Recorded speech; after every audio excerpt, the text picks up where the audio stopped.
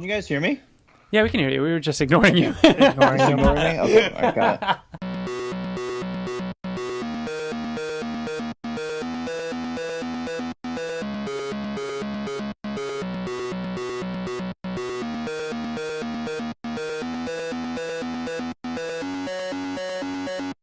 Hello and welcome to the Invincible podcast, probably the best superhero podcast in the universe. This is a show where friends get to sit around and talk all things Invincible, a comic book by Robert Kirkman, Corey Walker, and Ryan Otley. I am your host, Ryan, and joining me today is TJ. It's TJ at home. And Ed and Bill. And it's Bill on his couch. That's right. This is the first time we've ever recorded not in the same room. Yeah, away from each other. That's right. It's so lonely. It's weird. It is weird. I have a lot of desk space, which is really nice. I'm liking that. But, so yeah, we're obviously adhering to some, what is it? Social distancing. But it's not social distancing. We're, physically distancing. We're still being social. We're just not being physically near each other. But it's called social distancing. I know. It's the same thing. It's the same thing. know. It's not like you're not allowed to FaceTime people. Yeah, right. But we'll talk a little bit about all that in a little bit. We are the Invincible Podcast. You can email us at theinvinciblepodcast@gmail.com to be a part of the show. You can find us on Twitter, Facebook, Spotify, YouTube. You can find us on theinvinciblepodcast.com. We are also the Oblivion Song Podcast. And that comic is currently on a little bit of a hiatus, but we release those episodes the first... What is it, TJ? The first Friday after every episode, after every issue? After every issue releases, the following Friday is our new episode. On a hiatus right now, but it's coming back in June, so we haven't done a new episode. But we got some things in the works that are coming, so... Yeah. And if anybody's behind on Oblivion Song, there are new trades and such coming out, because now's a good time to get caught up on everything. They're actually out, so now's the time. Did that fourth trade come out? It did. Nice. So that would be everything, right? That's everything to get caught up on Oblivion Song? Yep. Cool. Otherwise, this episode, we're going to shake things up a little bit, not only because we are, doing this over video and not being in the same room together, but we're going to change up the order a little bit. I want to talk about some Invincible-related news things that's been going on, as well as, obviously we want to touch on how the coronavirus has been, impacting us and our day-to-day. And we'll tie that into some other stuff, some shows and whatnot that we've been watching. But after that, we're going to get into our main topic, which is actually having an Invincible fan on the show with us, a fan that we actually met over at New York Comic Con this past year, a listener on the podcast. And he actually requested to be part of the Rereader with us for Volume 20. Specifically for Volume 20. Yeah, specifically. He told us months and months and months ago that, hey, when you guys get to Volume 20, I want to be a part of it. So we're going to chat with him later in the episode, as well as, talk all about Volume 20 of Invincible. So kicking it off, something that we did, which was pretty exciting. It was in the works for a little while. We got to play Invincible Guess Who. So that video is out. It's over on our YouTube channel, and it was kind of a little project that I gave myself because I wanted to play an Invincible related board game. So I figured the best way to do that is to just make my own, except, that takes a lot of time to figure out how to do that. And so I just kind of did a custom Guess Who board. And we tried to figure out how to play it together, and we wanted all of us to be able to play at once. So we got our friend Mike, who did the Invincible trivia with us, and he joined us, and we did 2 versus 2. And we went to the winery where I work and filmed it, in a really cool way. And it ended up being pretty long and a little complicated on the technical side. But in the end, I made a montage out of the whole thing, and you can go and watch that now. And we had a lot of fun doing that. It's weird now thinking about that because that was right around the time where it was like, are things going to be closed soon? Because that was right at the beginning of coronavirus stuff. And so it's weird looking back at that and it not being that long ago and being like, oh wow, we were all able to hang out, because we haven't really seen each other that much since then. At all. Yeah. Like, really, that was kind of the last time. Mm-hmm. So, but it is really funny for as random as the montage is, it's you can kind of get a gist of how chaotic it was and how fun it was. So if you haven't watched it, watch it because it is very, very funny. Yeah, and hopefully we'll do something like that again. TJ, you and I especially been talking about how we'll do we'll simplify it a little bit, maybe just do the one-on-one, make it a little bit more straightforward. And we definitely got a lot of practice in by doing that 2 versus 2 version. And so when we do the one-on-one version eventually someday, we'll probably be a little bit better at it, and we'll be able to air the whole thing as opposed to just doing the clips, but we'll see. Other than that, the Skybound CGC vault sale happened a couple weeks ago, and the very first item, which I really kind of regret not getting because it was pretty cool, is a 9.8. I was very close. Dude, I was so close. And it was at the time I was messaging people and things were going back and forth, and I never, I went to go get it, to consider it, and it was already gone. It went pretty fast. But anyways, it was final issue of Invincible 144 as a 9.8 CGC graded, as well as the Terra variant as a 9.8. And that was, it was $50 for both of them. Yeah. For both of them. Yeah. That's crazy. Yep. And Sean Kirkham did a great job talking about it and hosting it. And he mentioned that the next one will have some Oblivion song stuff, which is pretty cool. That's exciting. It got me excited of how many people were spamming the comments wanting an Oblivion song. Because I didn't think that it had a lot of that much of a following, but a lot of people wanted it, which is exciting. Yeah, I did notice that. Did notice everybody bringing it up in the comments like that. Speaking of the comments, though, quite a few times San Diego Comic-Con was brought up. By me. Well, I noticed other people asking, though, but it was definitely you. He was answering mine directly. No, I know, cool. But I definitely saw it. I definitely saw it asked a few times, though, and he even brought it up a couple times, and asking hey, what is the status? Are there anything cancellation news about San Diego Comic-Con? And he said nothing as of yet. That still, they're planning everything as if it is still happening. And then someone else asked, if it does get canceled, are you guys still going to try and do something? And he said, absolutely. He said, this is going to mark our 10th anniversary of Skybound. So we have a lot of things planned, a lot of things to announce that we timed, purposely up to San Diego Comic-Con. So if not, they're still going to do something, which is cool. Yeah, so that makes me feel better. I mean, yeah, we've kind of come to terms with the fact that San Diego will most likely be canceled. It's very, very likely. And so knowing that, hey, regardless of whether or not it actually happens, Skybound will still be doing something, whether it's, their own kind of, I don't know, Nintendo Direct type of thing or what, it's still kind of cool to think about, that we might still get some news out of it. And I like that it is their 10th anniversary, so that should be pretty cool too. That we'll see whatever they have planned in the works. So, what's up, TJ? Can you still hear everything? Yeah, no, I'm hearing banging. I wasn't sure if someone was knocking on my door or not. Maybe not. We just see TJ jump up. Somebody comes in his house. He looked like a meerkat for a second. For those of, obviously no one can see it. He just stopped and was like, "What's that? What's that?" Well, it's weird because I'm hearing. I'm here. I'm definitely someone's I live in an apartment complex, so I think somebody's nailing something, but I have headphones on, so I can't. I had to take the headphones off to tell what's going on. So yeah, that's what that was. Yeah. Now that we're all caught up.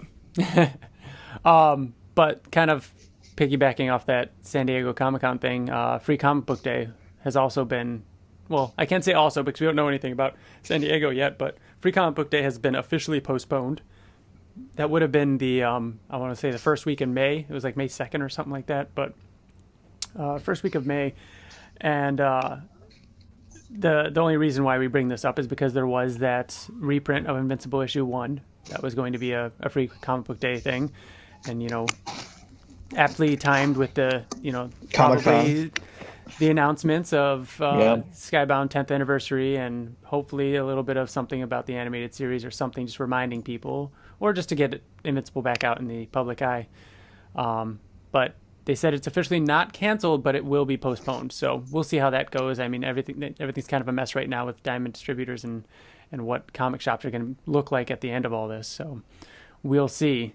But otherwise, and I should have brought this up when I talked about the Guess Who video, but Kelsey from the Let's Talk Invincible Twitter account and I were doing a playthrough of Sims 4 over on PlayStation and streaming it over on YouTube and leaving the videos up on YouTube, so you can still go over there and watch them. But she had an idea where she wanted to play The Sims and create characters from Invincible and just let them just run wild and such.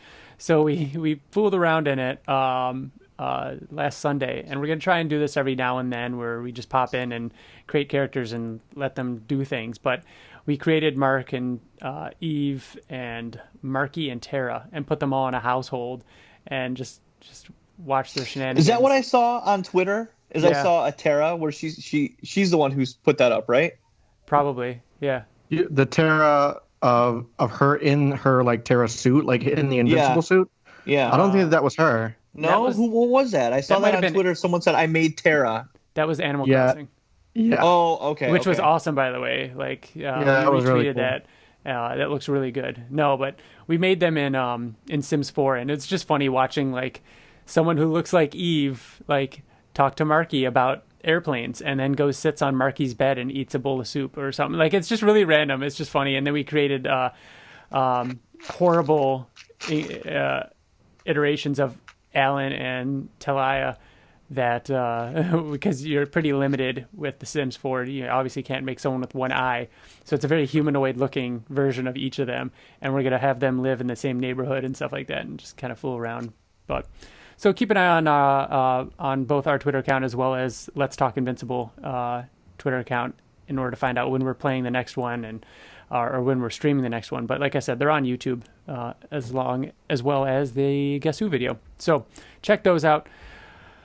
Other than that, before we bring James on, we wanted to talk a little bit more about the way coronavirus has kind of messed with our day today, and obviously led to us getting into some more entertainment, whether it be movies, TV shows, comic books, or whatnot. And so we figured we're going to do typically we do this at the end of the episode, so we're going to kind of fit it in right here. But TJ, I want to start with you because you have a really interesting, what would you call it, relationship with what's going on right now, given your job. I find it kind of fascinating. Yeah, so, I mean, COVID-19 is all anybody obviously is talking about. Everybody's locked in their homes. But literally, like, I work for a company called Thermo Fisher. We've been in the news a lot. Basically, we're leading the charge in manufacturing the test kits, and also we're working on supplying the products for the vaccine, that all the products that are going into the vaccine. So, I'm an essential worker, which is good. I mean, I'm lucky that I still have a job, but it has been like unbelievably stressful. I mean, just outside of myself, but there are so many people out there that really are working to try and do what they can to get this taken care of. Right. So, it's been stressful, but it's been positive. It shows that there are people out there doing what they can to get test kits out. I mean, originally they said that there was going to be 5 million test kits distributed a month, and we've been doing, they've been doing 5 million a week, which is really, really good. So, that's kind of where I've been sitting.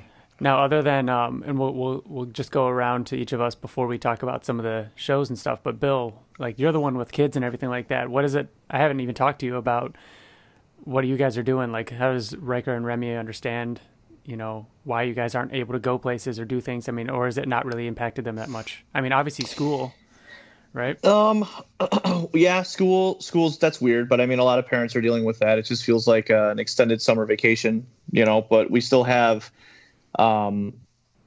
like lessons for them to do, and Liz is kind of like their homeschool teacher. But Okay. What's interesting is Riker is 9, and he understands like the severity of the situation, as does Remy. Like Remy's like, I don't want to catch the virus, and she says the virus, and it seems very zombie movie. You know what I mean?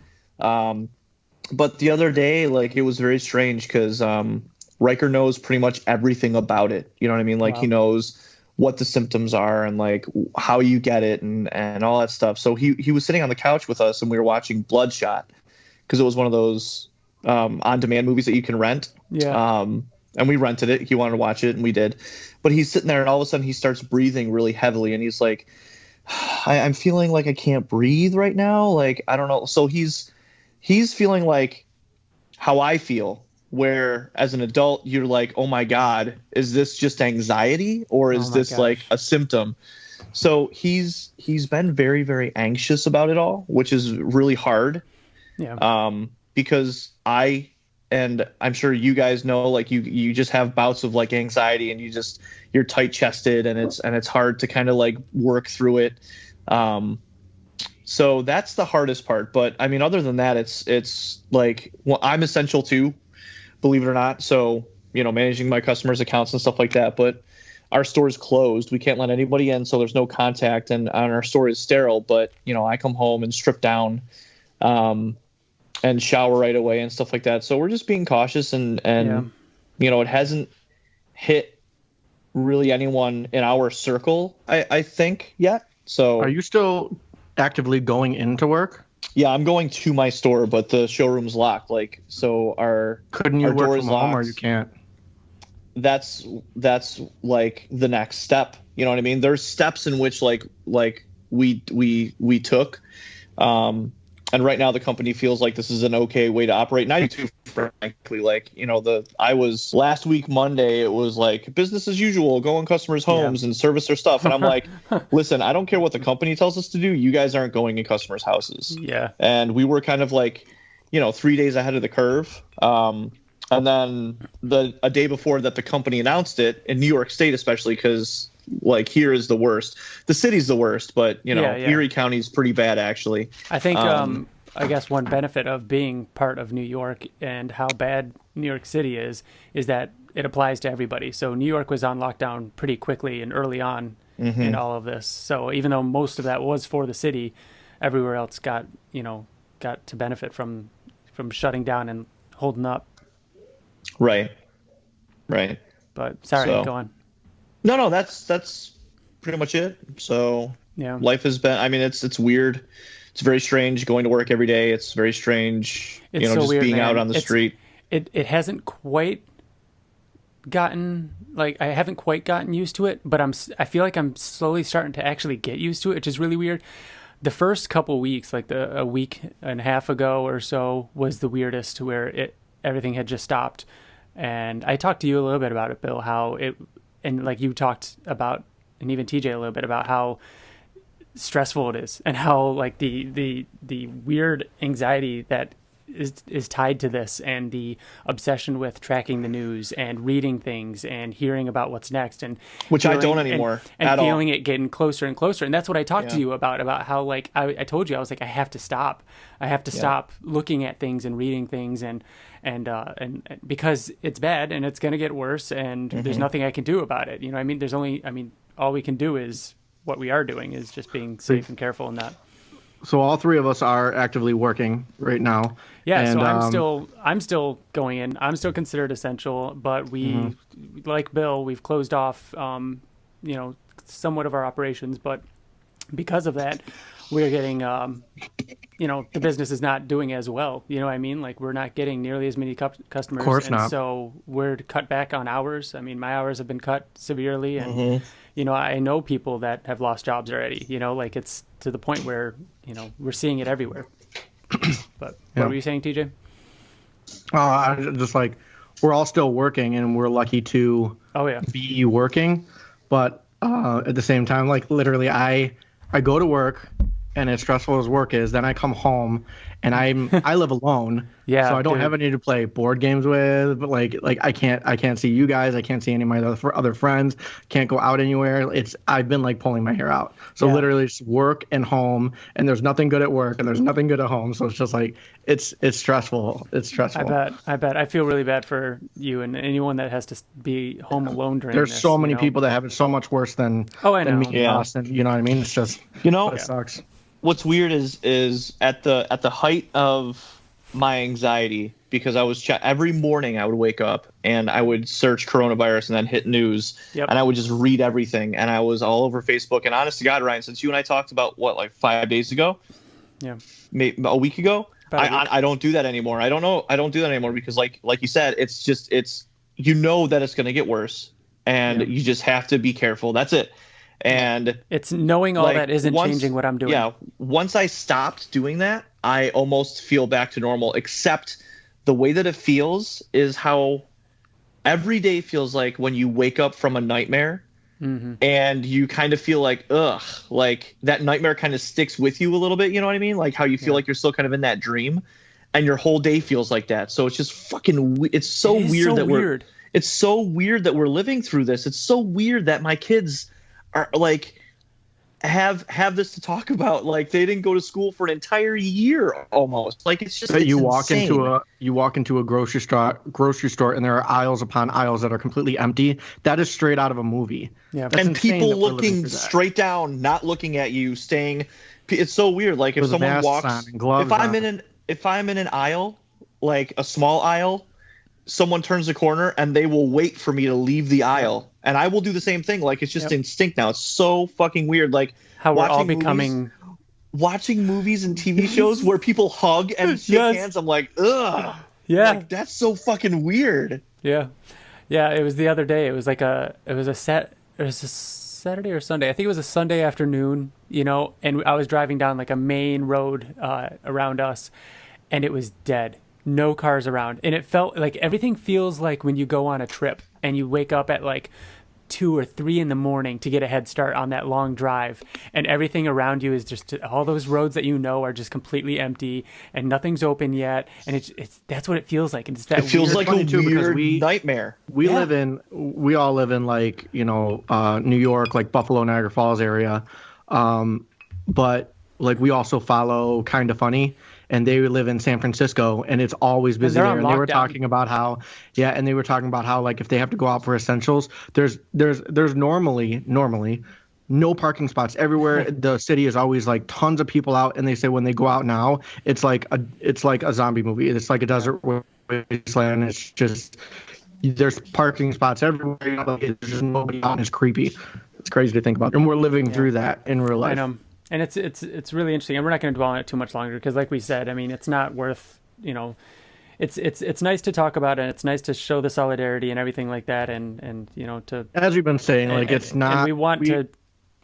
And I was We're just saying, overkilling it right now, but it's better to overkill than to of course, be precautious. Yeah, we're just being precautious. And like I was saying, like we 2 days ago we didn't know how we were going to record this episode, or if we were going to record this episode, or just postpone it or something like that. But a lot of this and why we're talking about it is to show that, like, hey, we want to have some normalcy. We want to still be able to put something out. We still want to be able to talk about it. We got to keep doing what we do. And whether we have to do this for, another month or 3 more months or another year, I mean, we don't know yet, but it's nice to, we still got to do something, and we'll see.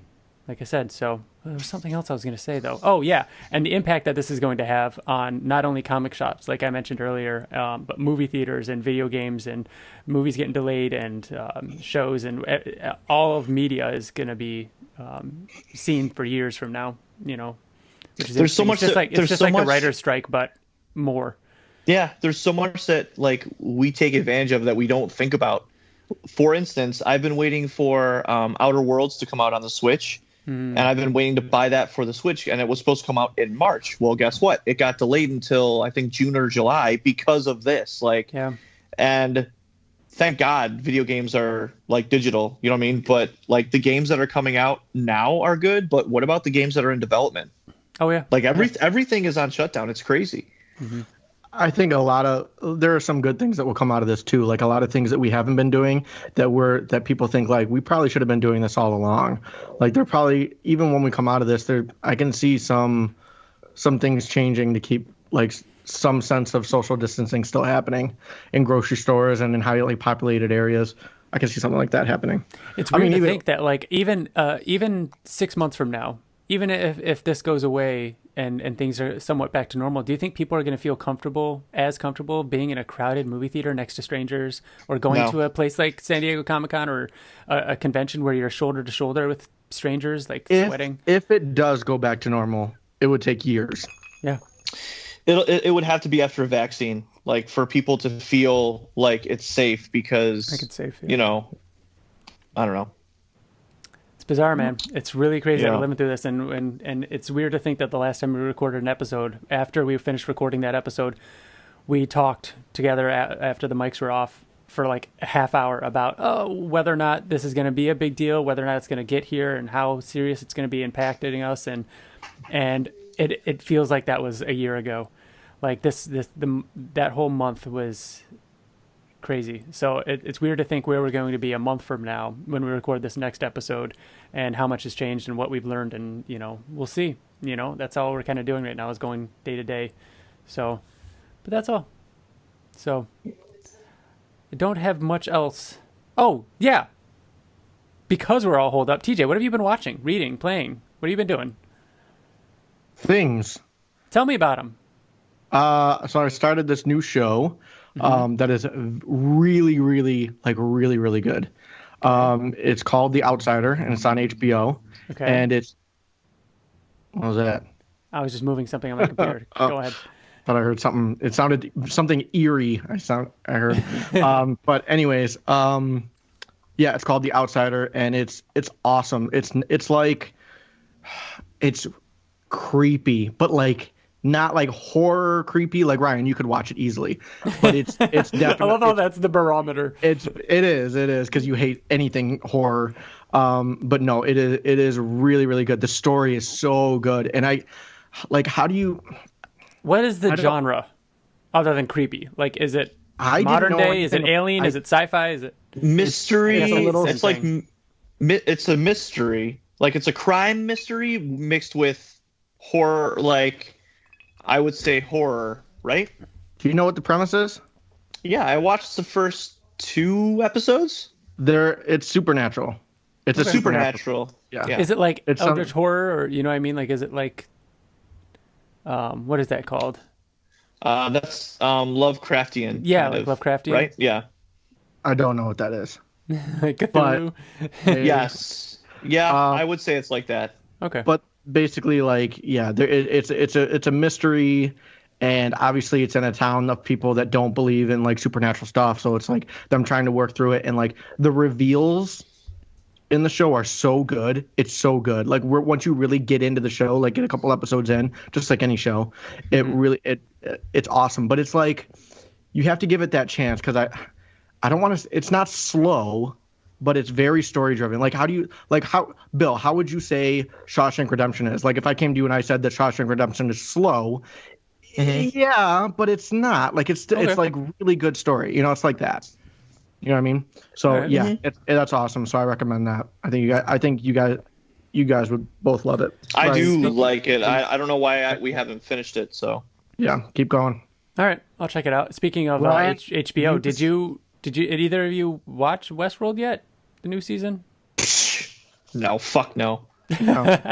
Okay, No, I haven't started it yet. I plan on it. I watched 1 and 2. I just haven't gotten around to starting this one yet. Ryan, you told me that you started watching a show and you didn't tell me what it was. No, I think I did tell Bill, because I told Bill to watch it. Bill, did you start it yet? No, because we've been watching Ozark, but we finished that. Tell me about 2 Ozark days. in a minute. Otherwise, TJ, Amazon Prime original. Again, Hunters? Which I do want to watch that. But again, Amazon Prime coming through with the really good shows. I finally got around to it. I've been hearing a lot of things about it. Fleabag. Did you watch that? I never even heard of it. Really? It won a ton of Emmys and everything. I want to say last year, and I was hearing a lot about it online and everything. I know the Nerd Chat guys talk about it a lot, or at least I think they do. But it's a UK show, so maybe that's why I'm making that connection. But it's brilliant. I mean, the writing, the acting. It's one of those things that, like, when I tell you, like, it's that kind of writing. You know what I mean. We've been friends long enough. We know how, like, when we say that kind of thing. Yeah. It's really, really good, and it follows this character along her life, and it's about her and her messed up life and how she's dealing with it. But the writing, and it's kind of a dark comedy. You know what I mean? So only 2 seasons. Each episode is like 20 minutes or so. Only 6 episodes per season. You'll knock it out in a weekend. Like, just knock it out this weekend. I'm telling you, both of you, just do it. It'll be. I'll check it out. I want you to so bad. It was so fun to watch. Like, I haven't laughed like that in a show with Katie, like sitting on the couch and us just rolling in so long. So Wow. Before you talk about Ozark, because you said that show, the Fleabag show, is 20-minute episodes. It's only six episodes deep. I watched another series that is like that too, and it was awesome. It was really good, and it's called I Am Not Okay With This. It's on Netflix, and it's got the girl from It. Bev. Yeah, Bev, right? Yeah. The redhead. Yep. It was awesome. It's basically, it has like it's like an indie comedy feel, but it's got a lot of emotion in it too. It kind of feels like Juno, like the movie Juno. But superheroes. No, she's not a superhero, but she does discover that she has like mind-bending abilities, like a superpower, but not like superhero. But it's like this like really awkward, nerdy girl just discovers that she can like do things with her mind, and it's her dealing with it on top of like obviously like other life shit that's going on in her life. But it's only 7 episodes long, 20-minute episodes.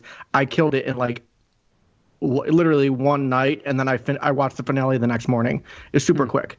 So you should check that out too. Ryan, I think you especially would. How many episodes was it? It's only 7 episodes, 20 episodes apiece, or 20 minutes apiece. Okay, cool. I will. Bill, how's Ozark? My turn. Okay, all right. So, TJ, you watched The Outsider, right? Which was Jason Bateman. Yes. He's oh amazing. my fucking god! And anything he does. Anything he does. So Ozark is, in my opinion, getting to the point to where it is consistently better than the best shows that I've seen. Like season 1, holy fuck, really good. Season 2, even better. This last season, guys, season 3, I can't even tell you that for an entire episode and a half, I had tears in my eyes.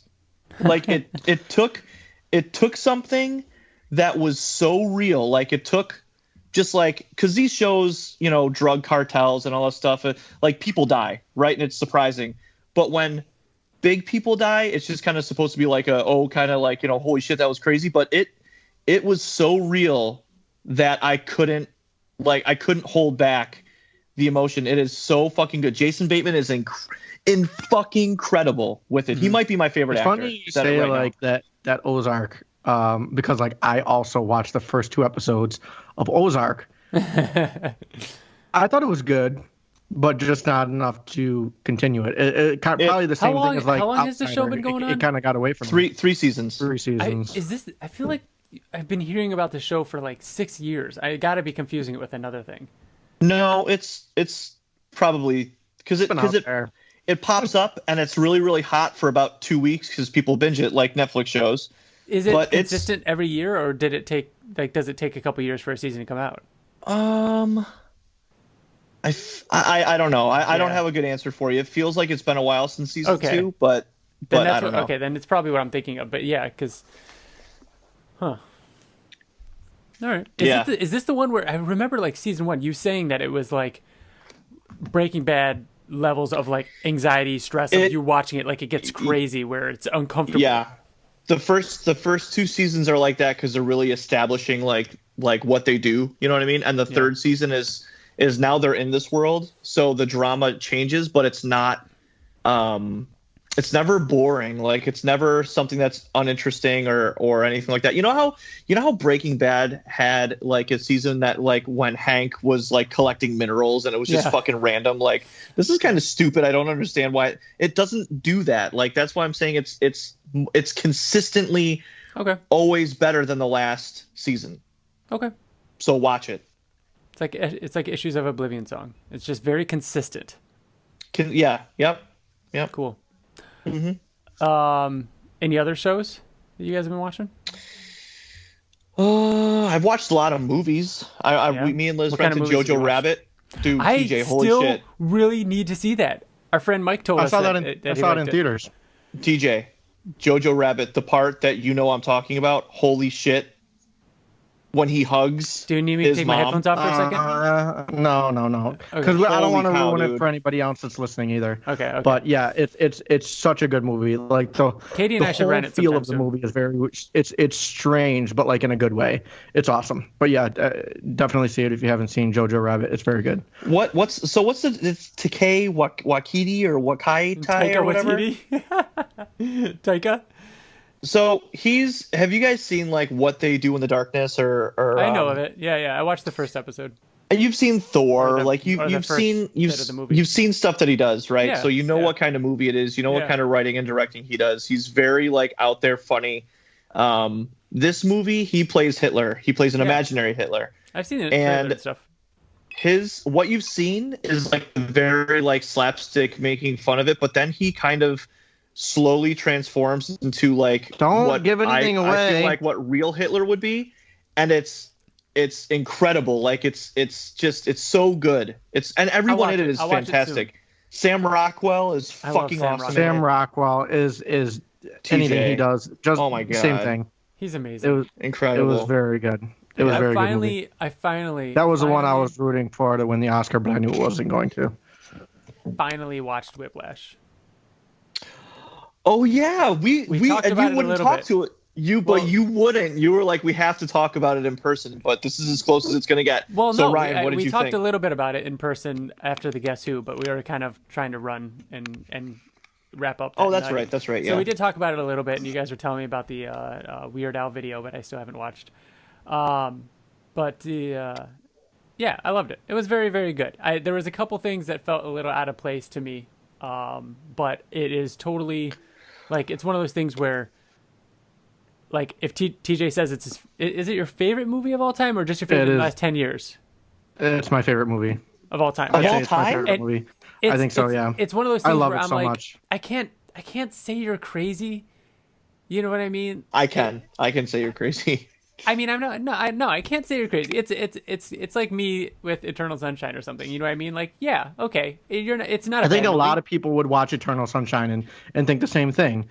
Yeah. Bill, you chose Shawshank Redemption, which you're not wrong, but like, okay, like it's the obvious. I'm gonna argue with you about Shawshank Redemption. You know what I mean? So, what's wrong with that? But I feel like movies have come out since Shawshank that have changed my opinion. It just so happens that your favorite movie is also like at the top of every single like greatest movies of all time list. That's what he's saying. It's not, and it was your favorite movie before those lists were made. So we're not calling you out on that. It just so happens that it's like, oh, of course. I'm calling you out. Fuck you. but I would even say like since then, like movies like Chef and King's Speech have come out that like that. I feel King's Speech, I would say, is the same level of Shawshank, like what it does to me. But I think King's Speech is the same level of like Whiplash. Like they're both like just that level of movie.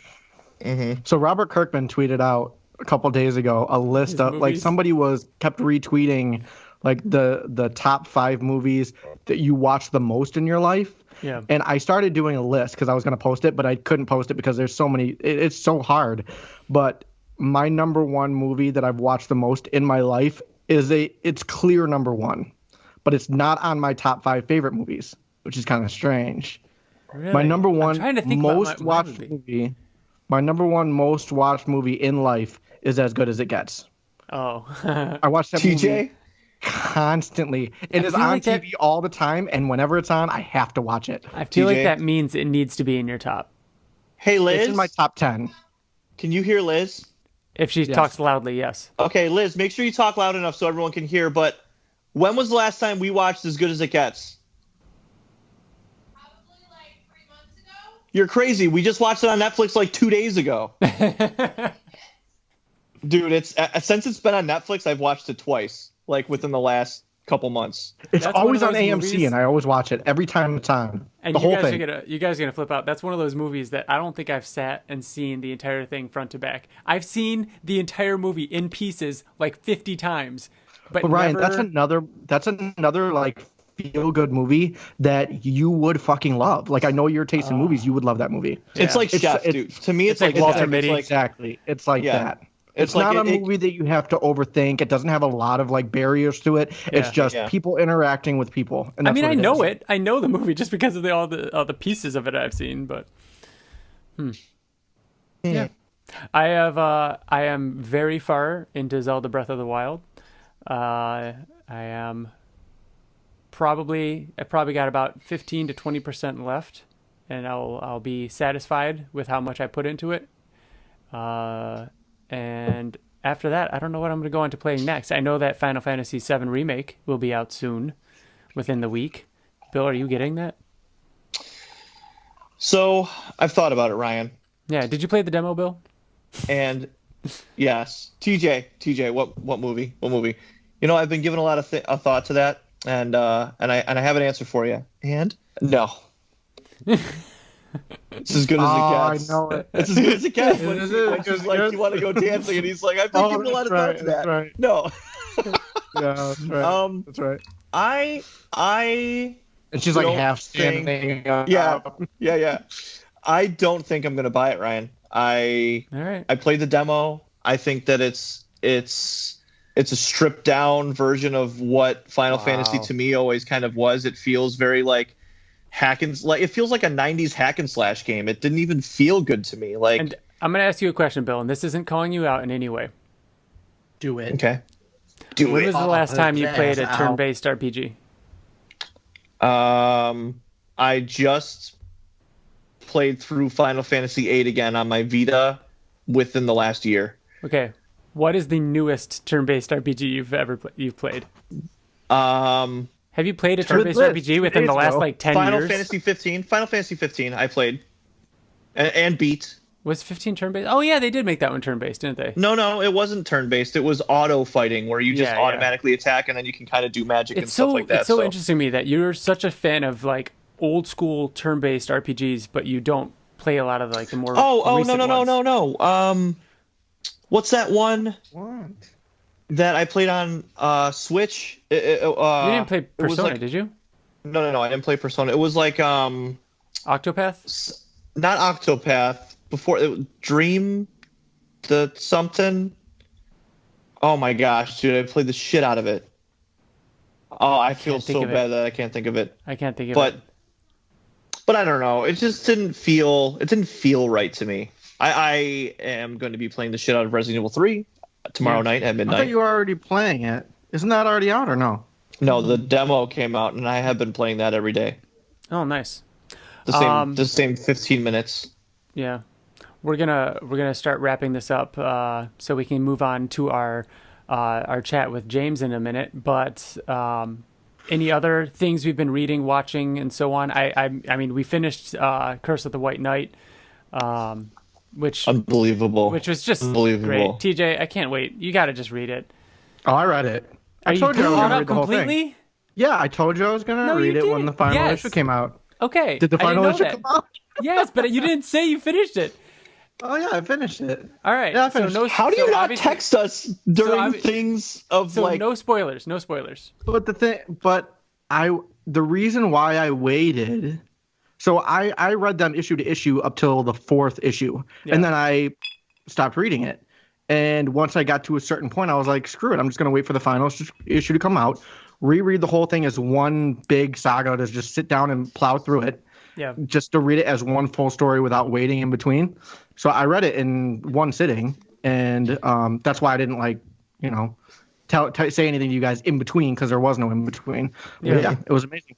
I will be honest. Okay. So first of all, anything Sean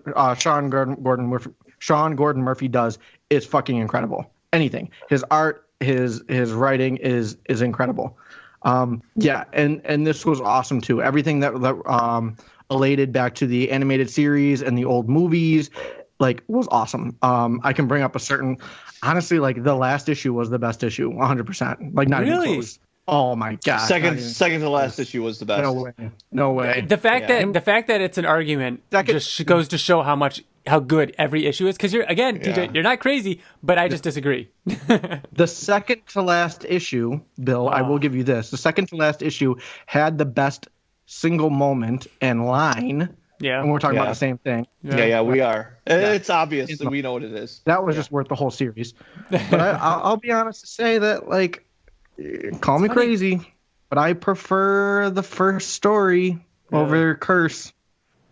Here's the thing. Curse definitely got a little bit more convoluted in areas where Bill or Mike, we'd be talking about, like, what does this mean? Like, am I reading this right? And so the first arc, or whatever you want to call it, didn't have that. It was a little bit more clean cut. But that's why I think I prefer. So the thing is, like, crazier things happened in the second in Curse of the White Knight, right? Yeah. Like, certain people died, like, certain things happened, certain things were revealed. Crazier things happened in Curse of the White Knight. But in White Knight, like the first one, like, the overall arcing story, what I thought was better, like Napier tearing him down, taking everything that we already knew about Batman, what everybody knows about Batman, and turning him into a villain, like everything that he did. The second one definitely felt like a natural progression of that, though. You know, like it did. It played off of that. In the Curse of the White Knight, like, the whole overarching story of Edmund and Lafayette, Arkham, like, and Wayne, like, I thought it was super, like, not super boring, but it was kind of boring until, like, the very end and, like, the reveal happened.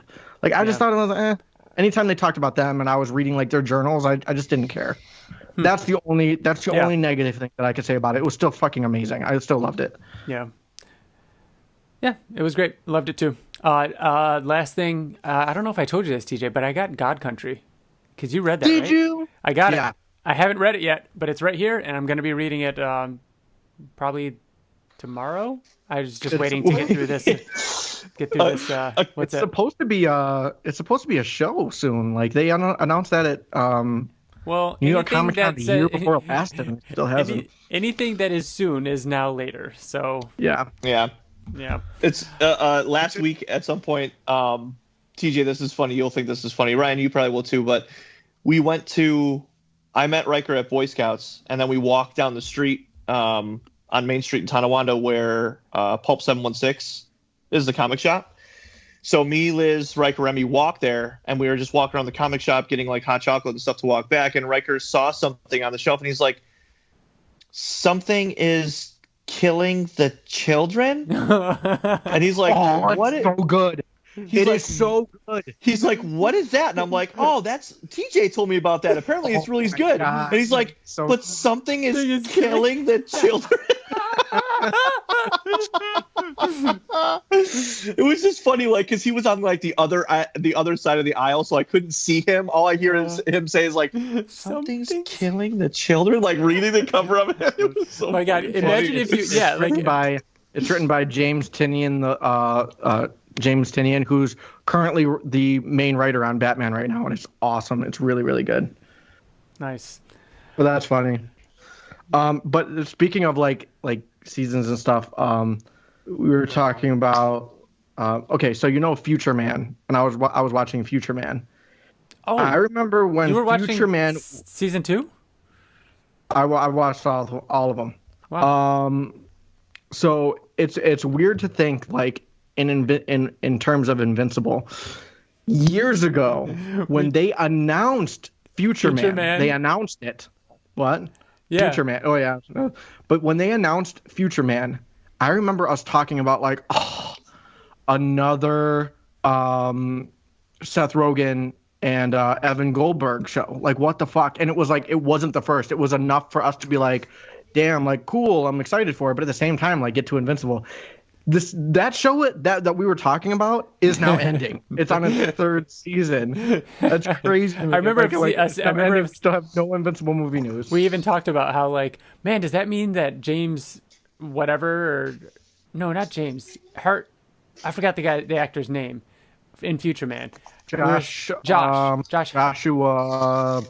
Hutchins. I don't know. Hutchinson. Yeah, we were like, Josh does that Hutchinson. mean that he's in the running? Could that be like because the connection's there? I remember talking about this, and yeah, that was 3 years ago. Yep. Yeah, we'll see about that. But we're gonna wrap this up. We talked a lot about shows and movies. We did, but we also haven't talked in a while, so this kind of makes up for it. But we're gonna go over now to invite James into our conversation here and talk to him about Invincible, as well as do our rereader of Volume 20 of Invincible. This covers issues 109 to, it was 114, right? That's 6. I thought it was 110. Yes, 14. You thought it went from 109 to 110? No. Didn't it start at 110? No, 109. Oh, it starts at 110. Yeah. Uh-oh. And 109 is like one of the best issues, ones. too. I know. You'll. Oh yeah, no. It was you know I it. 110 for some reason. I don't know why. No, it's all good. All right, let's go now to James. So just so you know, Ryan, he prefers Jamie. Okay. Oh, okay. Sorry about that, man. No, it's all good. I Wow, go what by a dick. many names. Entering into this part of the episode, I will have been calling you James like 3 times. So sorry about that. It's okay. Well, no, I mean, like business-wise, I mean, I got the email James, the comics writer, and yeah, I got all those comics and things with the name James on it. So just more confusion. No worries. You call me James. Now, I was saying, Katie and I just got a puppy, so I just wanted to check on her and the puppy and see if everything went okay. She gave him a bath by herself for the first time, and she's still drenched, but everything went okay. Really? From that small little guy? Yeah. She said at one point that she ran out of hot water, so she's probably trying to wash him with cold water. Poor thing. By the way, that is an awesome background I'm seeing right there of Invincible art. That is really sweet. TJ? Me? Yeah. Oh, Yeah. thank you. Sweet. Oh, yeah. Just in I case. have the Rexplode origin and Nice. the Rexplode death. Other way. Good. I see it. Other way. I'm also seeing like you got that heartbreaking splash page of Terra. Yeah. That's nice. That is nice. Oh, that is great. I mean, we're gonna go through right now. I think I'm pretty sure he sold most of this artwork, but if I could and I had the money for it, I would totally buy that Kiss of Death from Robot and Monster Girl. And we're gonna get into it. Like that is like why I wanted to come in. Like maybe this we should be recording this part, but Robot was my favorite character. He was my favorite character, We'll get into and We're gonna get into know what? it. Let's just do that. Let's do that. okay. Let's do that. I did say that to Ryan Otley when I met him. Yeah. I said a couple things to Ryan Otley that like kind of joking. Okay, fun preview, but like so first time I saw Ryan Otley was right as like I had just gotten into Invincible. I was like, oh, this is my jam. This is awesome. And then like pretty much about a month after that, it was like, oh yeah, Invincible's ending soon. I was like, what? Oh, Yeah. of course. Yeah. And so I joked about it to him at the end of like I was at San Diego Comic-Con for one day, got $100 omnibuses that are convention only of Invincible, and then like I got him to be signed by Otley.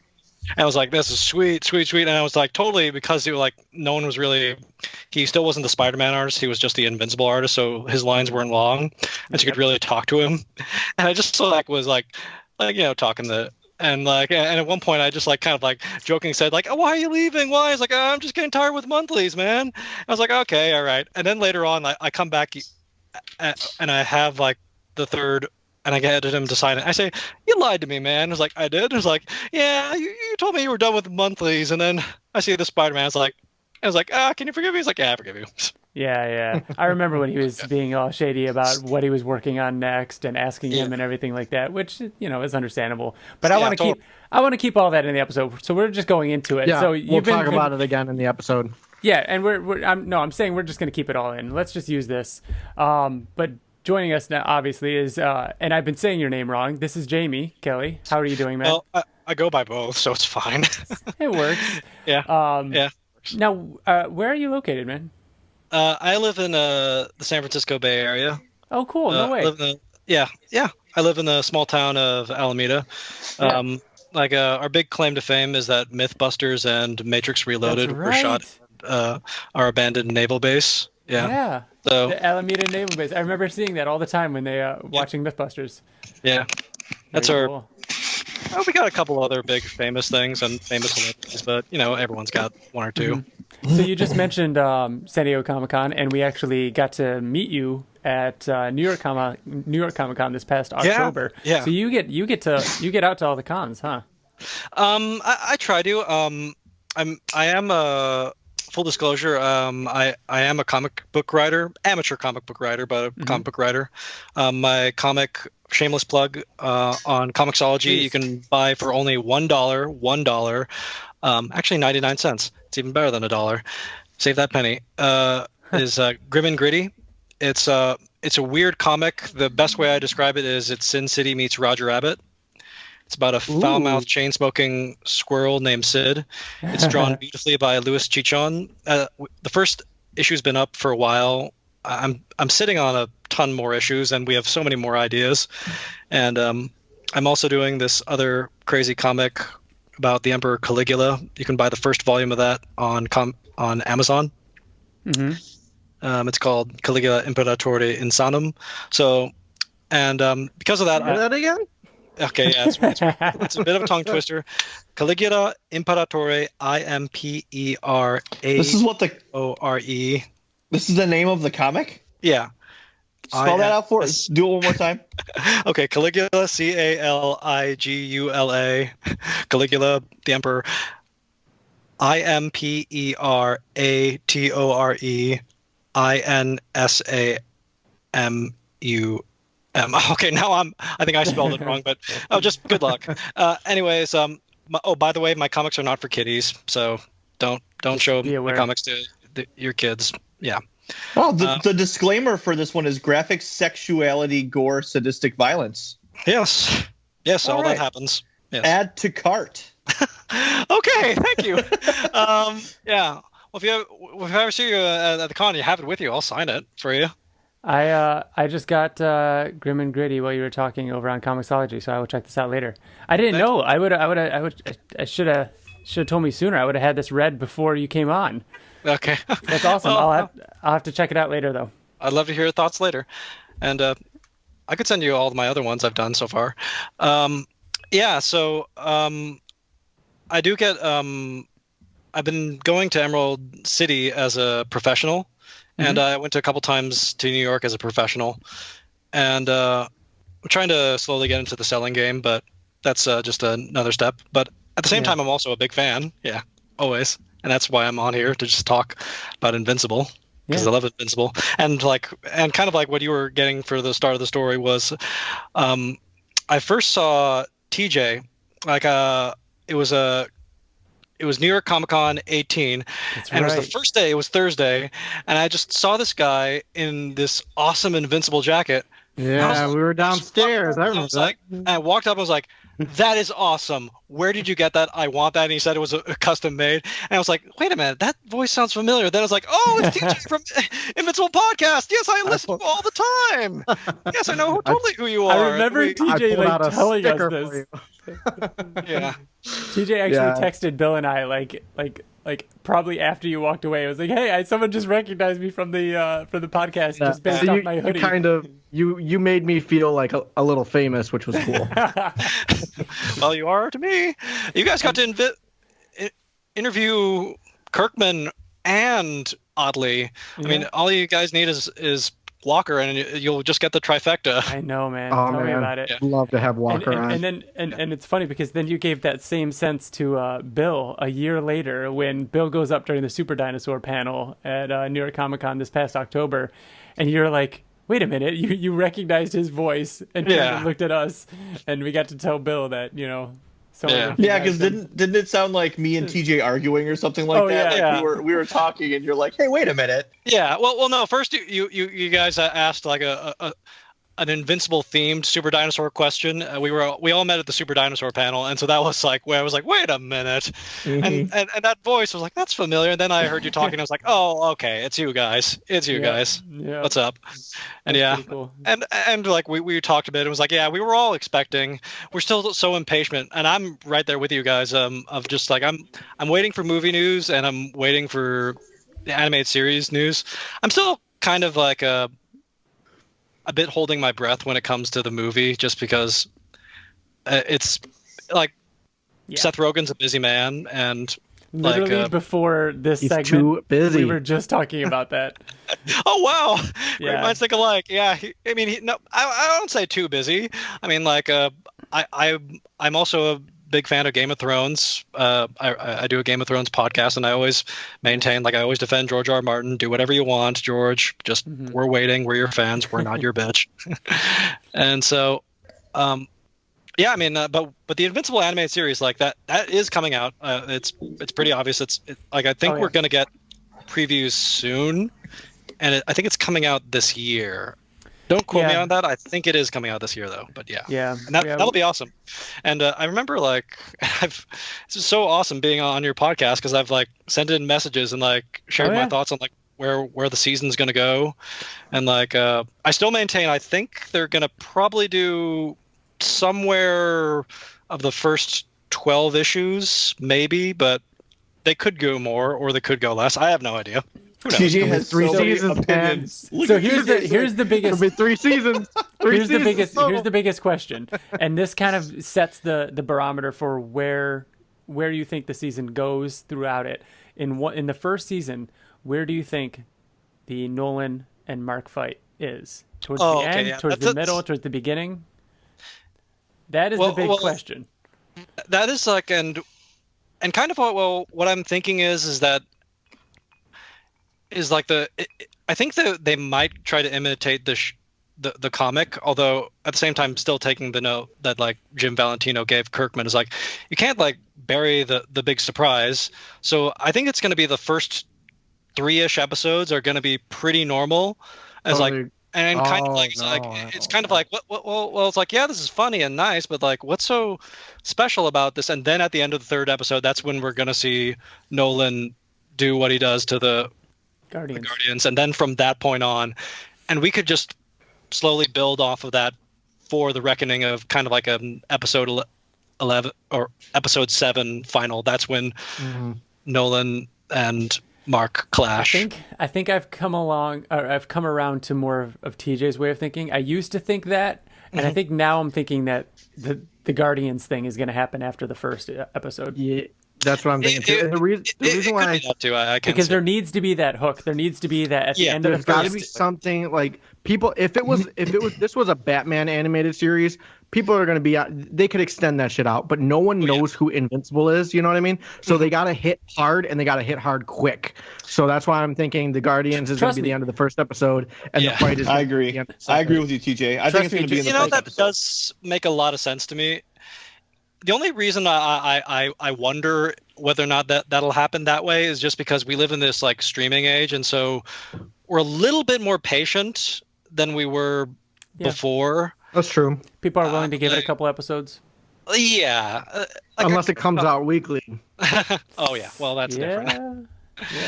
Yeah. It's interesting though. Can't wait. I cannot wait for that. Oh, and I'm going to totally meticulously analyze these episodes and do something when they come out. Yeah, I think everybody is, man. I think we're especially. Well, we're gonna dig into every line, but it's gonna be amazing. Sentence. Like, this show could be huge, and we're gonna see news outlets and coverage from people that we didn't even know liked Invincible coming out of the woodwork. You know, it's gonna be out there. Well, I mean, kind of getting into. I mean, my big question I've always wondered a little bit. Maybe you guys can talk about this because, I mean, Invincible was my gateway drug into Kirkman in general, and I love Walking Dead. Having read like from Invincible, I got into Walking Dead and Outcast. Oh, interesting. And, I was going to ask about that. And also, I'm liking a Bolivian song. I also bought a volume of Die Die Die. It's fun so far. It's crazy, great artwork. It's really fun. I can't wait for that to come back. It's coming back soon, It just right? It just came back. That's great. Awesome. Yeah, last Wednesday. I do wonder, and like, this is a crazy question to ask you guys, but you guys as the ultimate Invincible fans, why do you think it was? Like, I think from a comics perspective, it's interesting. Is like, I think for a TV show, it makes sense of like why Walking Dead would explode. Of like, everyone wants a zombie show, but like for the comics community, it's like, well, the superhero comic should be the one that's the hit, and like the zombie comic should be kind of like the more niche audience, but it kind of ended up being the other way around. Wonder why that is.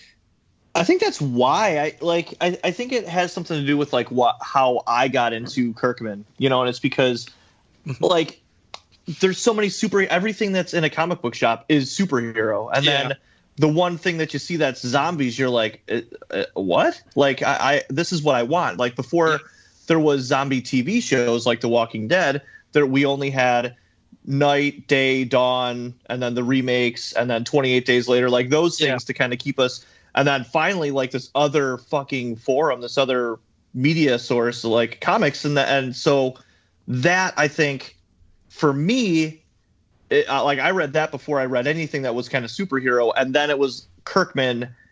What else has he done? TJ found Invincible, so like that's how we got into it. And I think the same kind of thing works in the real world with like shows and stuff and movies, is because there's so much out there with Marvel and fucking everything else. I think guys, also too, I do recognize at times like we are living in paradise. This is such an awesome time to be a fan of everything. Oh yeah, and just like people, sometimes you gotta tone it down a bit. Like I totally want to nitpick Rise of Skywalker to death, but hey, don't stop the fun. Don't stop the fun, because we could end up back in nothing but reality TV shows. Yeah, right. Yeah. You hear that, Bill? I mean, you can stop the fun, because just slapping another Star Wars movie on there with the same fucking story is it wasn't just as bad as watching a reality TV show. Well, okay, I think that's the whole other podcast. I would love to be on that one too. We've talked about it up for a very specific reason. Yes, it's but easy to no, that. Talking about Walking Dead too, I think obviously Walking Dead hit popularity when the TV show came out, obviously. But and I think that the TV show was so perfectly timed because it was something so different from people being so convoluted into superhero culture. It came at a perfect time where it kind of got people away from that, and I think that's another reason for Walking Dead's success too in the comics as well. Do you remember when The Walking Dead got announced and the name fucking Frank Darabont was attached to The Walking Dead? Like my favorite thing of all time. Bill, when you just said that, I got a little sick to my stomach even just now. Like that, I remember like that feeling. Do you remember? Like I remember being like, "This is too good," and it was too good to be true. Yeah, but it was really like, how is it possible that Frank Darabont, quite possibly the person attached to the greatest thing ever created, is fucking attached to bringing the other greatest thing ever created to like TV? Like it was unfucking real, unreal. Yeah. Have you guys ever seen The Mist? Have you guys seen of course. Oh my god. Okay, yeah. I'm always a champion of that movie. It's just this. It's TJ just no one can see. It's one of my favorites. It's awesome. Definitely. I think I've even watched it. They have a black and white version too. Yeah, that's the way you should watch it. It is beautiful that way, and just adds to it. Oh, that's a fun little question to ask. I'm just always wondering, but I mean, yeah, we're all going to be vindicated. We're going to be the people that are that knew it before it was cool, and that's something special to have. It's like there are a few times like I knew who Iron Man was before other people did, although that's not saying much just because like I knew who Iron Man was, but I wasn't an Iron Man fan at the time. Like it had to be Robert Downey Jr. saying like, "Oh, Iron Man's actually really cool and fun." All I knew him was the guy who fought in Civil War. Okay. TJ's like, eh. TJ keeps going, eh. When did you start reading Invincible? So, because you read it, you said you read it before you read it Walking Dead, right? Yeah, I did. it all thanks to Comixology. That they were just having one of their kind of crazy like sales. Skybound has a lot of great sales, like shameless plug, but it's awesome.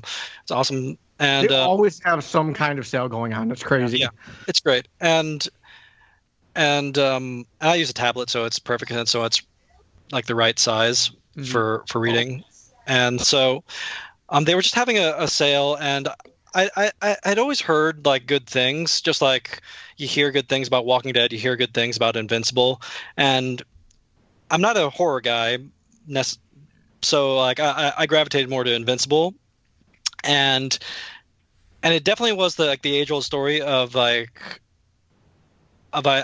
I was just told that you kind of have to, and I kind of was aware of the Nolan thing, but I didn't really experience it and feel it.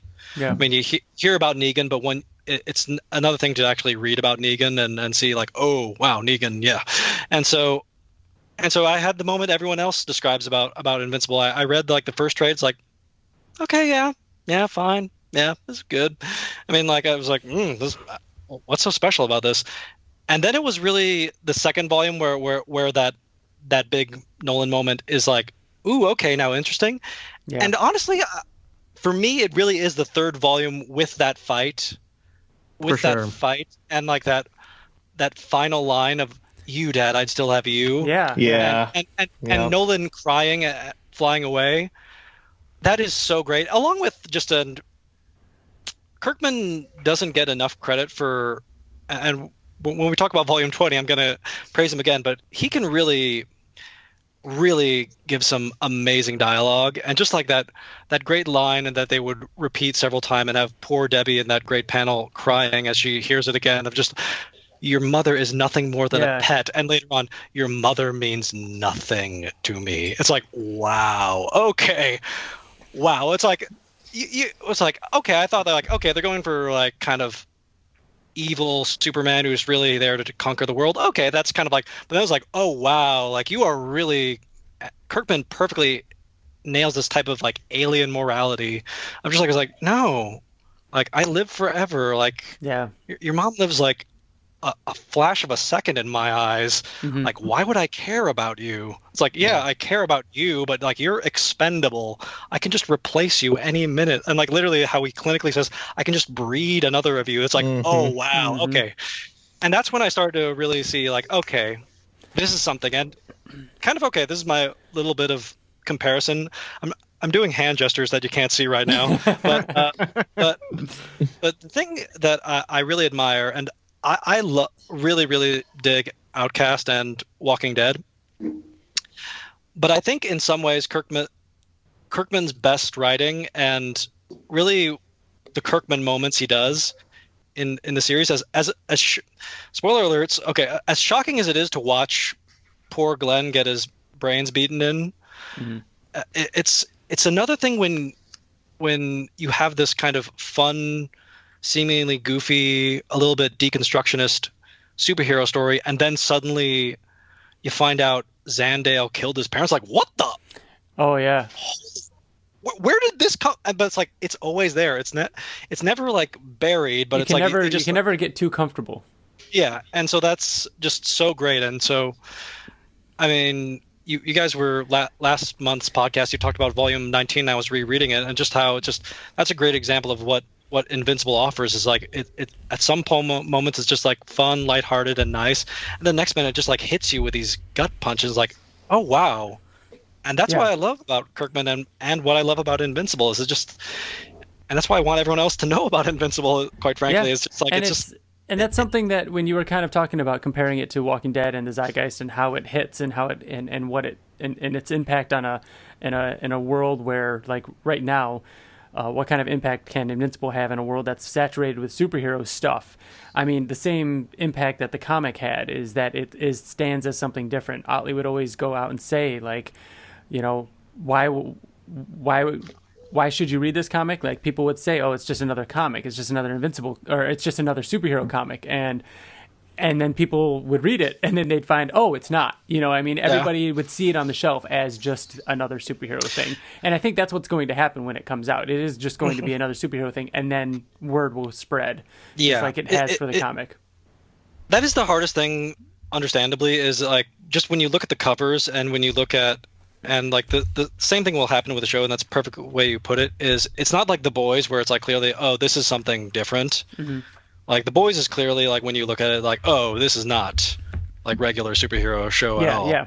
Like the Invincible looks like, okay, it's Superboy kind of knockoff comic, okay, but then as you read it, it's just so much more than that. Yeah. And I love also how Kirkman loves to just embrace kind of the crazy of the superhero, but at the same time do it in such a way where it doesn't feel like, I don't know. It's hard to describe. Maybe we should get into volume 20, but like just like the first issue of just like describing like interdimensional and other selves, but at the same time, it's like they do it in such a sincere enough way where it's not taking itself too seriously, but does take it seriously. Yeah, and I have a feeling the way we're talking, we're gonna be bringing up stuff, so we might as well jump into it, and we'll talk about things as we go, so we can get moving on this one. So, volume 20. This one's the subtitle on this one's Friends, right? Yeah, Friends. Kirkman loves just to come up with like, well, it's like sitcom names and use them for really weird, ironic ways. This has got to be the most ironic, right? Like, I mean, yeah, there's nothing 100%. else that's even close. Isn't the first one called Family Matters? The first volume's called Family Matters, isn't it? Yeah. And this one's just called Friends? Friends. Yeah. Wow. And it's like, come on. Yeah. Well, it is about friends, just not in the way you think. Yeah. Former friends, in a way. And, okay, well... So... Beginning my singing of praise for this volume is I adore superheroes, one, taking over the world. I love these stories, Miracle Man, The Authority, The Ultimates, just like superheroes like really just deciding, okay, I'm done. Like I'm actually going to take over. Yeah. Is always fun. And when I asked Kirkman at New York Comic Con about this, like, he does it, but he does not end it at all the way you think it's going to end. And this is just so great and we'll get to that final wham line. That's so amazing. But my gosh, like that's why Invincible is special, because the way you think this is going to go down is not the way it goes down at all. And I love it. Love it. What were you going to say, TJ? No, I was just agreeing. Oh, yeah. All right, jumping into it. 109. So this is one of my favorite issues. I feel like I say this a lot, and I feel like if I had to make a top 10, it would definitely be on it. Top 5 would be close. But I'm such a sucker for alternate universe stuff, so that's why I really liked 108. But this one, just seeing the alternate universe Rudy and just everything that he has to do in this world and learning more about it, and the way this issue ends, like the last couple pages of this issue are so cool. What I liked about this issue this trade is how it affected like the last trade. So the last trade was fucking insane. To go from one trade that was insane to another trade that's insane is like it's rare. So it's literally from issues 102 all the way to the end of this trade, which is like 114. It just doesn't fucking stop. It doesn't stop. And it's like whenever I get somebody to read Invincible for the first time, it's always like, I really like when they get into the Africa stuff and all that kind of stuff, because that's like really getting into the meat of Invincible. But the two times that I can't wait to talk to them is Conquest and this. Yes. Just when I got to about this, like this was when the sales for Comixology was starting to stop, but I was like, I cannot stop. I was just reading through them like I just could not stop reading it. It was so addicting, and so I paid full whatever I had to pay. I was like, I want to see what happens next. And so kind of a preview and why I wanted to talk so much about this. Robot was my favorite character. From the get-go, he was my absolute favorite character. He was like one of the funny characters, and he was also one of the nice characters, and also obviously the smart character. And I liked how he just like kind of reasoned and was always pretty reasonable. And there was all these great hints that Kirkman was like kind of saying like, "Ooh, he's gonna go bad," like, "Ooh, he's really a bad guy," but then he would like, "No," I was like, "Oh, that's wonderful." I would argue that Robot probably has the most expansive and diverse arc throughout his entire run. He goes from just what you think is just an autonomous machine to a blob creature controlling that, to then a cloned version of another member, to stranded in another dimension, to taking over the world. Like he runs the gamut in what his character does. Whereas like, oh yeah, of course other characters like Nolan or Alan or something like that have an arc, but the range that Robot's arc goes is just outrageous. Okay, these are going to be fighting words. Oh. But I'll say it right now. I think Robot not only is the best villain of Invincible, I also think he's basically the best villain that Kirkman's written. I'm just like you. I love Negan. Don't get me wrong. Negan is so amazing, and Negan takes over Walking Dead, and they have to like find a way to get Negan out because it becomes the Negan book. But I love that you go on this journey with Robot, and you slowly see him go from really a hero to where he's become the villain. But as you go through this, and especially the volume that follows up, it's like I can see it's like, is he a villain though? Because which is why I have a hard time with that statement, because like I agree that he is probably one of the best characters that Kirkman has ever created. I have a hard time comparing him to other villains. Is like the best villains are when you like, but are you a bad guy? Okay. It's like, well, am I a bad guy, or am I just, you think of me as a bad guy, but I'm doing the right thing. I am doing the right thing. But of course, why he is a bad guy, we'll get into, is just he is that kind of sociopathic and certainty in his mind. Mm-hmm. It's just like, no, you don't know you're right. You just believe you're right. Yeah. I think because of the way we're doing this episode and not being in the same room, Jamie, you just joined us, but obviously this isn't how we normally record. We're being socially distant. We want to try this out and record online like this. So doing this, I think it might be easier to just kind of tackle it one issue at a time. Yeah. So on your own, if you all have the issues in front of you, and if you're all kind of being able to follow along. That's what I'm doing. So let's just kind of flip through, and if there's moments in 109 you want to talk about, let's talk about it like that instead of following page to page and trying to keep up with each other, because we're kind of bouncing around, and I think this is going to be a lot easier. So like I already talked about, what I love most about 109 is that alternate dimension and how he's kind of stranded here and dealing with this and seeing all the different cool versions of this universe. But yeah, Mark quickly being able to take on the Emperor Mark, which, by the way, we always call him Mohawk Mark. And it wasn't until rereading this, I'm like, why don't we just call him Emperor Mark? That's what they call him in this. No, he's Mohawk Mark is fucking Mohawk Mark. Yeah, I know. We also coined the spaghetti monster, by the way. We did coin the spaghetti monster. And other people use it. That's great. I love it. I remember seeing that in like a letters column or something like that. They called it the spaghetti monster. So, Ryan, getting into what you loved, and just a specific scene is just when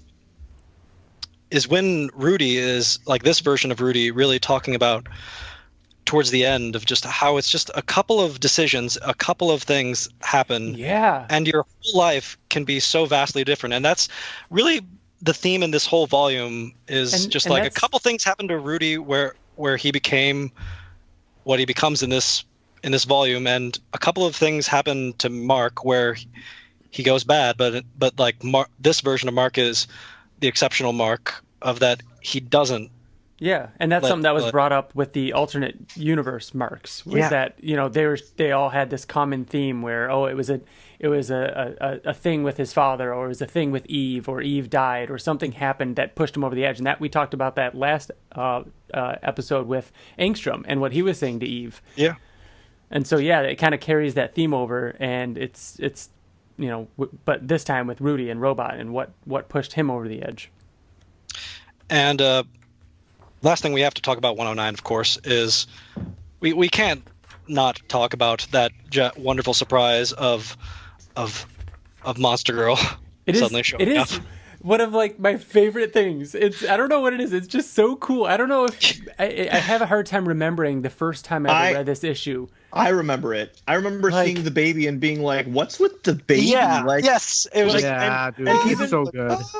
And even when the baby slowly starts to turn into the monster form, you're like, what is this monster? And you're like, holy fuck. And then you finally put it together. Wait, we're getting ahead of ourselves, though. It's all right. We're jumping around this issue. Yeah. Let's dive in. Okay. No, I'm saying like that's fine. We could jump forward and backward in this issue. And right now, the Monster Girl thing is ridiculous. It is such a huge highlight from this.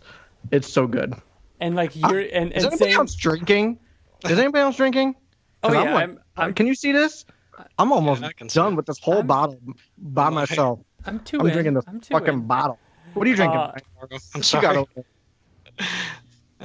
But I like that Conquest was what? Like, didn't he say something like last time you released this? What was it? But the last time we unleashed this beast, it was, I'm not sure we will be able to contain it. It's so weird to see a conquest that is actually mildly reasonable. It's so bizarre. And another like standout thing about this issue is that the way it ends, and we never revisit it. Like this is a world where there is a robot mind in a mark body. Yes, which is I gotta say, a leader of the Viltrumites. Yes, on Earth. Yes, that have control of Earth. In terms of follow up or spin off, I kind of want Kirkman left such a perfect ending point for regular Mark. I kind of want to see this like alternate universe and see what does Rudy do with this? This all is really cool. I'd love to see what he does, and will it get to his head? Yeah, because I don't know, man. I'd love to see it. It is the top of my list for if we ever got a spinoff. I want to know, and I bet we would have seen more of this had Kirkman had a chance to revisit it. But we'll see. We'll see someday. So anything else in 109? Otherwise, we're gonna jump to 110. I think we're all good. I do like the revisiting the Teen Team base and that version of Rudy saying that you killed the Guardians. The Teen Team. Well, TJ, don't you love that? Like it's Rex who doesn't go along. Like the others are kind of hearing him out, and Rex is like, no, and he attacks, and that's what convinces the rest. Like, oh, like you just killed Rex. This version kills Rex, and he's just like, oh, you're a bad guy. No. Yeah. Like they were like hearing him out until then. I was like, okay, maybe, but then I was like, until that point. Yeah. And Rex, for all his faults, like just like has a clear conscience, like no, that's wrong. Yeah, no. Yep.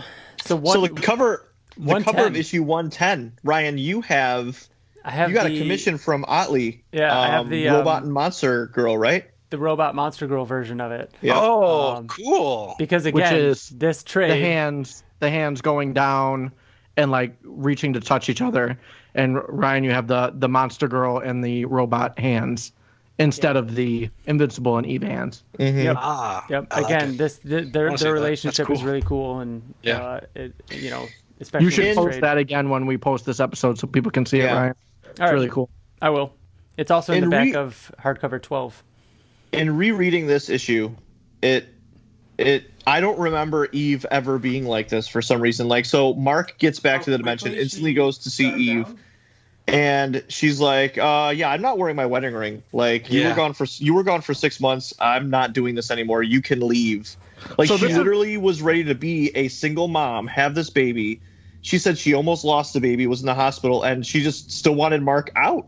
So this is a very controversial part of the series, or a scene in the series. So what are your thoughts on, like, is she right for her reaction, or like, what are your thoughts on her reaction?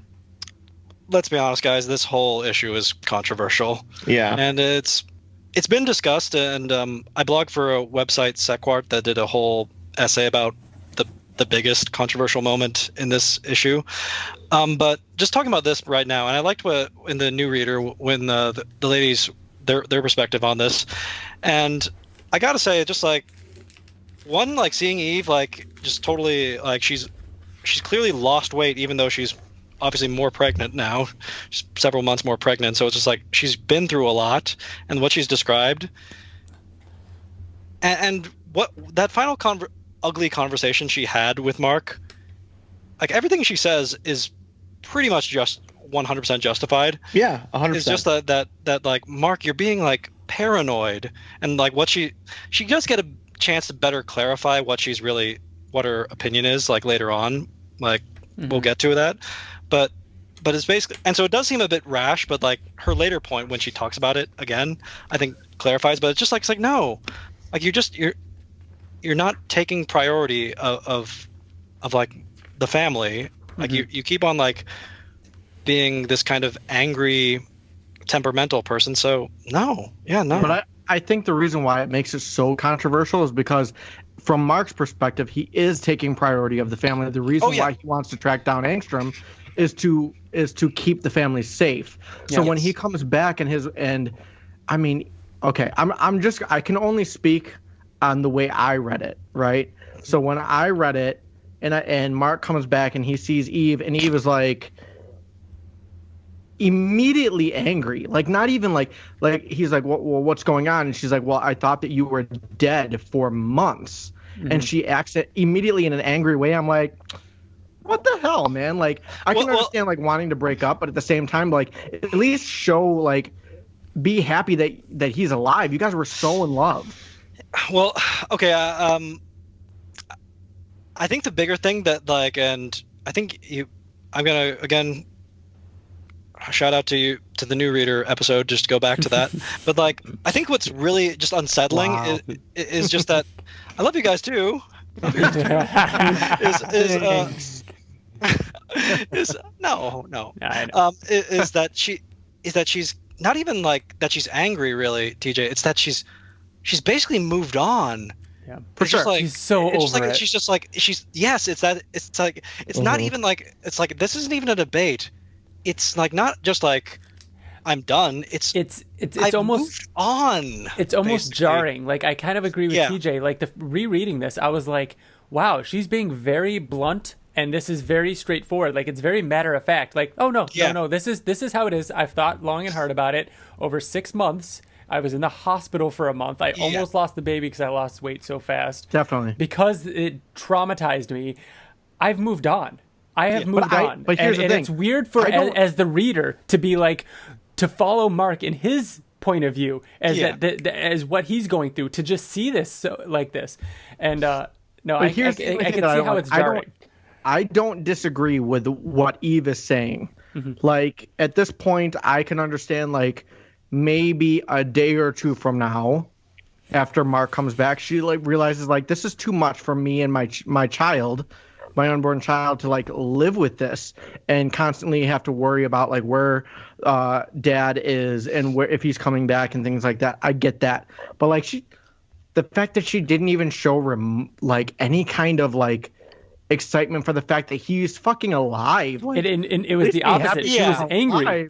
She was telling him to leave. I do admit, like rereading it is still like jarring, and part of it is because like you come at it from Mark's point of view, and like you're just like, okay, robot hasn't taken over the world. It seems like, Eve, are you safe? Eve, are you safe? Eve, are you safe? And she's like, and then like he drops in and like. He expected her to be mad, but like it's not even that, and like that's what's so like off-putting is just like is that it's like I'm not even mad. I'm just like I'm over you and okay, I'm not a parent, so but when you are, I think in that where suddenly your life isn't the most important, your child's is, then I think that really also informs what Eve is doing and like why she's kind of at this attitude. I think like if she was single, she would be more like kind of confrontational, like, Mark, you were gone for 5 months. Like I told you this could happen. Yeah. I told you, like she would be much more like that. Like, and no, it's like, no, I'm 8 months pregnant. You left me while I was pregnant, and I told you that this could happen. You left on a maybe. It's like, and I almost like lost our child. Like, no. Mm-hmm. Yeah, no. and all this kind of connects so well with was it 133, where Eve and Mark fight. The first issue funeral? Event of all things. Yeah, the funeral. Where she calls him out for being like for this way. For being this. Yes. Yeah. It was like it was a perfect, and like that's the thing, and like that's one of the reasons why the evolution of these characters. Yeah, is that Mark and don't get me wrong, like honestly, like when Mark made that decision for the previous volume to go after Angstrom Levy, it's so weird calling him that. Levy. But so you were a Levy guy, right? Yes, I was 100% yeah. Levy guy. Fucking everybody was. Don't feel bad.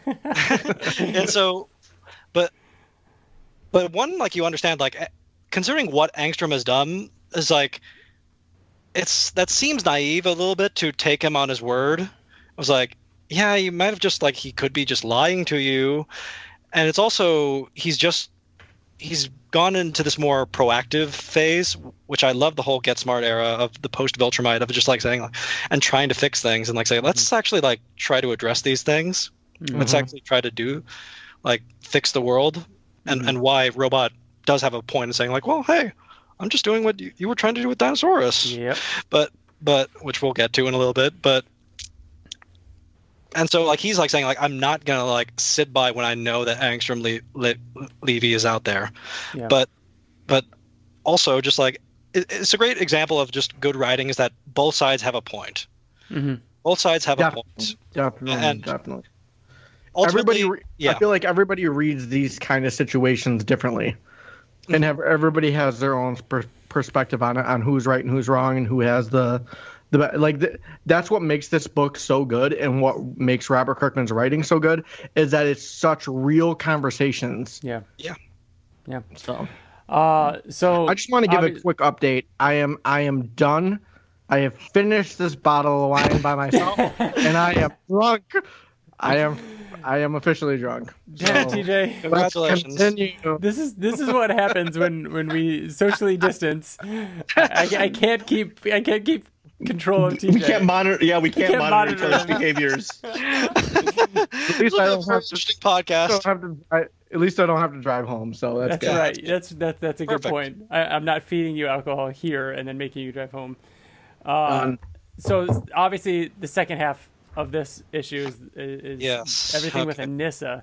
And so, again, this is like, I think everybody can agree that this is the most controversial scene in the entire series. Of course. Yeah. Like, this is insane. This is like, so I mean, even before the actual act, I mean, it's brought on by Anissa saying that she, it's been months and she's still expected, even though Nolan has taken control of the Viltrumites, she's still expected to her duties of helping procreate and expand the empire and whatnot. And she, like she said in the past, is unwilling to sleep with humans. And humans, them as these creatures. These creatures. And so Mark is as close as she's going to get, because Mark is half Viltrumite. So she says you have Viltrumite blood running through your veins. So this is as close as I'm going to get. And so, kind of talking about this, when we look at this, it is a little bit of that for all the optimism that Nolan had, like, Anissa, like was seemingly, like, being somewhat swayed, but this clearly shows, like, no, she wasn't. Like, she's still, like, really pretty much pure Viltrumite, of, like, she has not at all adopted, like, unlike the others where they were just pretty much instantly swept up, like Nolan, of, like, into the earth and humans compassion. She was just like, she's kept her distance, and you can kind of see that, though, is like she never bonded with humans up at this point. So she's just kind of like, because of that, she hasn't been, like, affected by them, and so she just approaches this in the horrible dark Viltrumite way of just like, okay. And that's the thing, she calls it like the Viltrumite way. Like, this is what they would do. This is considered acceptable to Viltrumites and their horrible race. And their, at least their old practices, at least, But and okay, so talking about this scene, I don't know how much you guys really want to talk about this. I do think of the Alan Moore, what he once said when has spoken about why do you depict sexual violence in many of your comics, and what Otley and Kirkman do right is what Alan Moore has spoken of is like, whenever I depict scenes like this, it's never gratuitous. It's never at all titillating. Mm-hmm. Whenever you depict sexual violence, it should be that. It should be sexual violence. Yeah. Like, I'm never at all like making it appealing or interesting. Mm-hmm. The only thing that even mildly, although I think it ultimately does work, there is one minuscule panel in the final page where Anissa is taking pleasure, it seems, from this. But even that is at the same time right, because that is, and she does have the right like rapist line of just like that. Well, if you have an erection, that must mean you're into it. Yeah, right. Mm-hmm. Just like, and that's so evil. And I always hated Anissa, and this just only made it. It's like, oh wow, okay. Yeah, right. Yeah. We had a really hard time. We had a really hard time at the end with her whole redemptive yes, thing that she did with saving Eve and being a quote unquote good mom and you know what I mean, like we had a really Marky is what changed her, and yeah it's, well, I don't know, and that's part of where Kirkman is. That's part of the gray area. He's not giving like easy answers, and but I mean, Anessa's not at that point right now where other Viltrumites are at that point where they have created feelings for other humans, and Anessa's not at that point yet. So she's doing her duty. She doesn't have emotions like humans do. She doesn't think anything of this. So TJ, are you comparing this to Nolan slaughtering thousands of people or whatever in his old ways? Yeah, kind of. He doesn't know any better. I mean, both are unforgivable. He doesn't feel that way. Mm-hmm. So, but it is, yeah. But yeah, I guess I would compare the two. Yeah, I agree. I mean, they're both unforgivable. They're both horrible things. I mean, and that's part of this is showing the difference between the Viltrumite way and not. Yeah. Well, I mean, it's just like, it's such a, I mean, thankfully that it's not ignored. It's a plot point, and they discuss it many more times. Yep. And that was something that Kirkman wanted to be clear in the interviews and everything leading up to this issue and the controversy in the media that surrounded this was that it will have ramifications, and it is a character defining trait that will keep coming up. I mean, it's a terrifying moment. I mean, it's something that, and I do admit, like, this is part of why I sing the praises of Kirkman and independent comics in general. I love Marvel and DC, but I've kind of, I don't really read the monthlies anymore, just because I love the freedom that you can do with an independent comic. So this is something that's such a horrible moment, but this is something that Kirkman wanted to do. Yeah. And he had the freedom to do that, and I can judge and be critical of Kirkman for this, instead of like saying like, well, why did ultimately it's Marvel's call for having Captain America say Hail Hydra. So it's like, I'm more critical of Marvel than I am of Nick Spencer for doing that, because it's like, it's Marvel's call. It's Marvel for it's their characters. This is something that, this is kind of a weird to bring this up for this, but this is a perfect example of, you can only do this in a creator-owned comic. And but I agree. You would never see anything like this in a Marvel or DC. And I don't want to, by the way. I don't want to. But yeah, it's and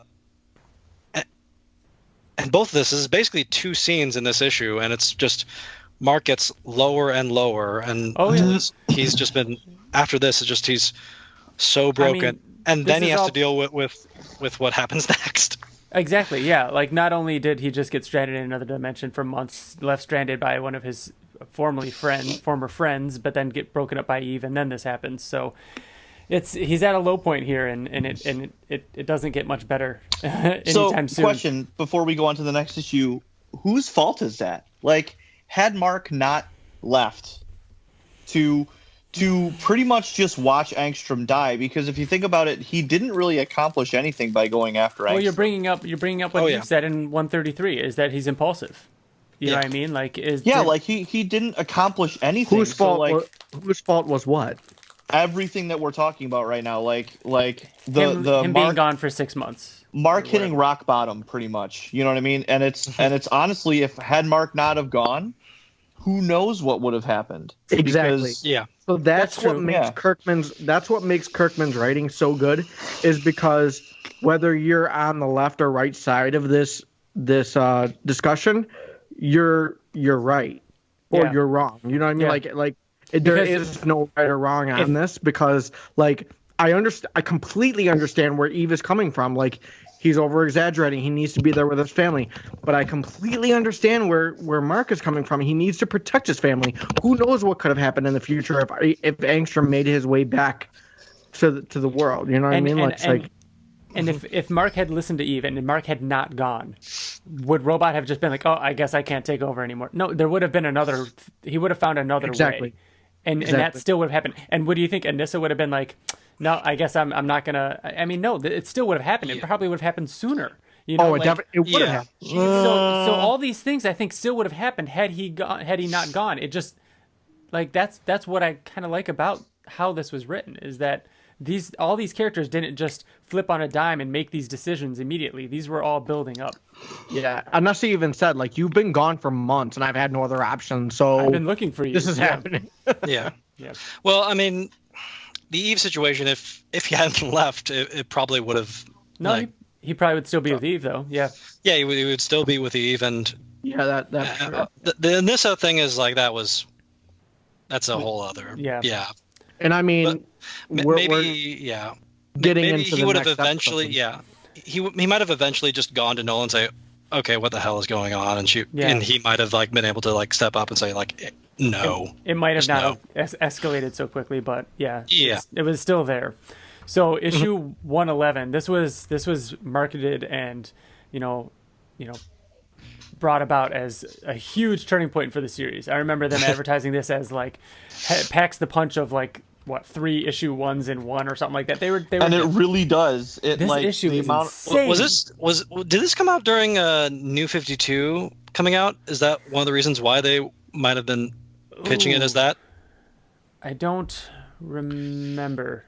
It's possible. It seemed like, off the top of my mind, I feel like it adds up. Feels right. May 2014 was Invincible. Okay, it's a little bit after that. So, but still, I mean, it's could have been a response a little bit, because the cover of the issue was like first. You know what I mean? Like they kept playing off of the first thing. So I'm assuming it's a little bit of a poke at that. You guys love singing the art. Let me say right now, these next 4 covers are jaw-droppingly amazing. This cover right here, I love storytelling covers more than iconic covers. So just something that like just tells me a story in the cover is like, I want to read this. This image of like the new design of Robot and all those people up the top of the cover. That classic like old time like the classic Golden Age or whatever comics of having all the faces on the top. Yeah, it's all fantastic, and it's like, okay, now. We've kind of had 2 issues dancing around of like, Robot, what's he up to? What's he up to? And like, this is finally like, okay, we're going to find out what he's up to. Yep. So I'm a big fan of the classic Robot outfit, which is what he wears in the beginning of this issue. It's that skull looking face, that skull mask. And I like it more than the later one, the one that he takes on in this issue. But rereading this, it's so cool that we get to see this costume because, like, rereading it, you kind of have a different perspective. This is the last time we see this version of his armor, or whatever you call it. And he did a horrific thing. And it's in that moment that he does something insane, and Mark destroys it. And then in that last panel of that mask being sitting there destroyed with Mark in the background, like, is just a really cool way to think about, like, because there's so much going on in that scene, Yes, and so much to take in that I forget that is the last appearance of that awesome iconic outfit. I kind of forget that too, but that's a great point. And so can I just also at this time, again, praising the art of one of the things that I love about just this design from Corey Walker that he did for Robot was that this kind of the skull face, it always like had this kind of C-3PO thing of like, it was always the same face, but it was so expressive at the same time. And that you can also owe that to the great dialogue that Kirkman gives Robot of like, that at times like that smile is kind of warm and friendly, and other times like that is so creepy. Yeah. And just like a little bit of like, it's always like teetering on both those sides, and this time is like finally very like, dependent on the situation and what he's saying. Exactly. And so I love just and Cecil, it's his last moment also, like not fully last moment, but like this is, I couldn't believe this when it happened. I couldn't believe it. And this is like the start of like 3 number ones of like, right here. Yeah. Just this alone is like, so just like, that could have been this the is whole only issue. the first couple pages. Like, it's like, holy crap. I remember reading it when he slit his throat, and I'm like, okay, well, obviously something's going to happen where he's going to come back. And then Robot, like, stomps on his head. Yes. And then stomps on his head again, and you're like, oh. So that is now, it. So now the status quo is done. It's changed. This isn't Invincible anymore. Like, it's not, and it wasn't, and it hasn't been since before. Like, this is such a fucking turning point in this comic, and it happens so suddenly because Robot's just talking to Cecil like, oh hey, Invincible, I didn't know that you were alive, and you're like, how long is this gonna last? And then Shank slits his throat, and it's like done. And as a reader, month to month, you've just been thinking about for the last month that Mark and Eve are broken up. Mark was just raped. What is he gonna do? And then this instantly within a couple pages. Yeah. I can't even imagine. I can't imagine reading this monthly, guys. It's so torturous. The wait so bad. for all these amazing jaw-dropping cliffhanger moments. And okay, so talking about how just great Robot is just how really just clinical he is throughout all of this that's happening. Just in this moment, it's like, well, Cecil, even though he would have agreed with me, he would have opposed me. So I had to kill him. Wait a minute. I didn't want to kill him, but I did. Did you say Cecil? That was bad. That was me. Cecil. Yeah. Is that how you say so? Okay. Which is okay if you pronounce it Cecil.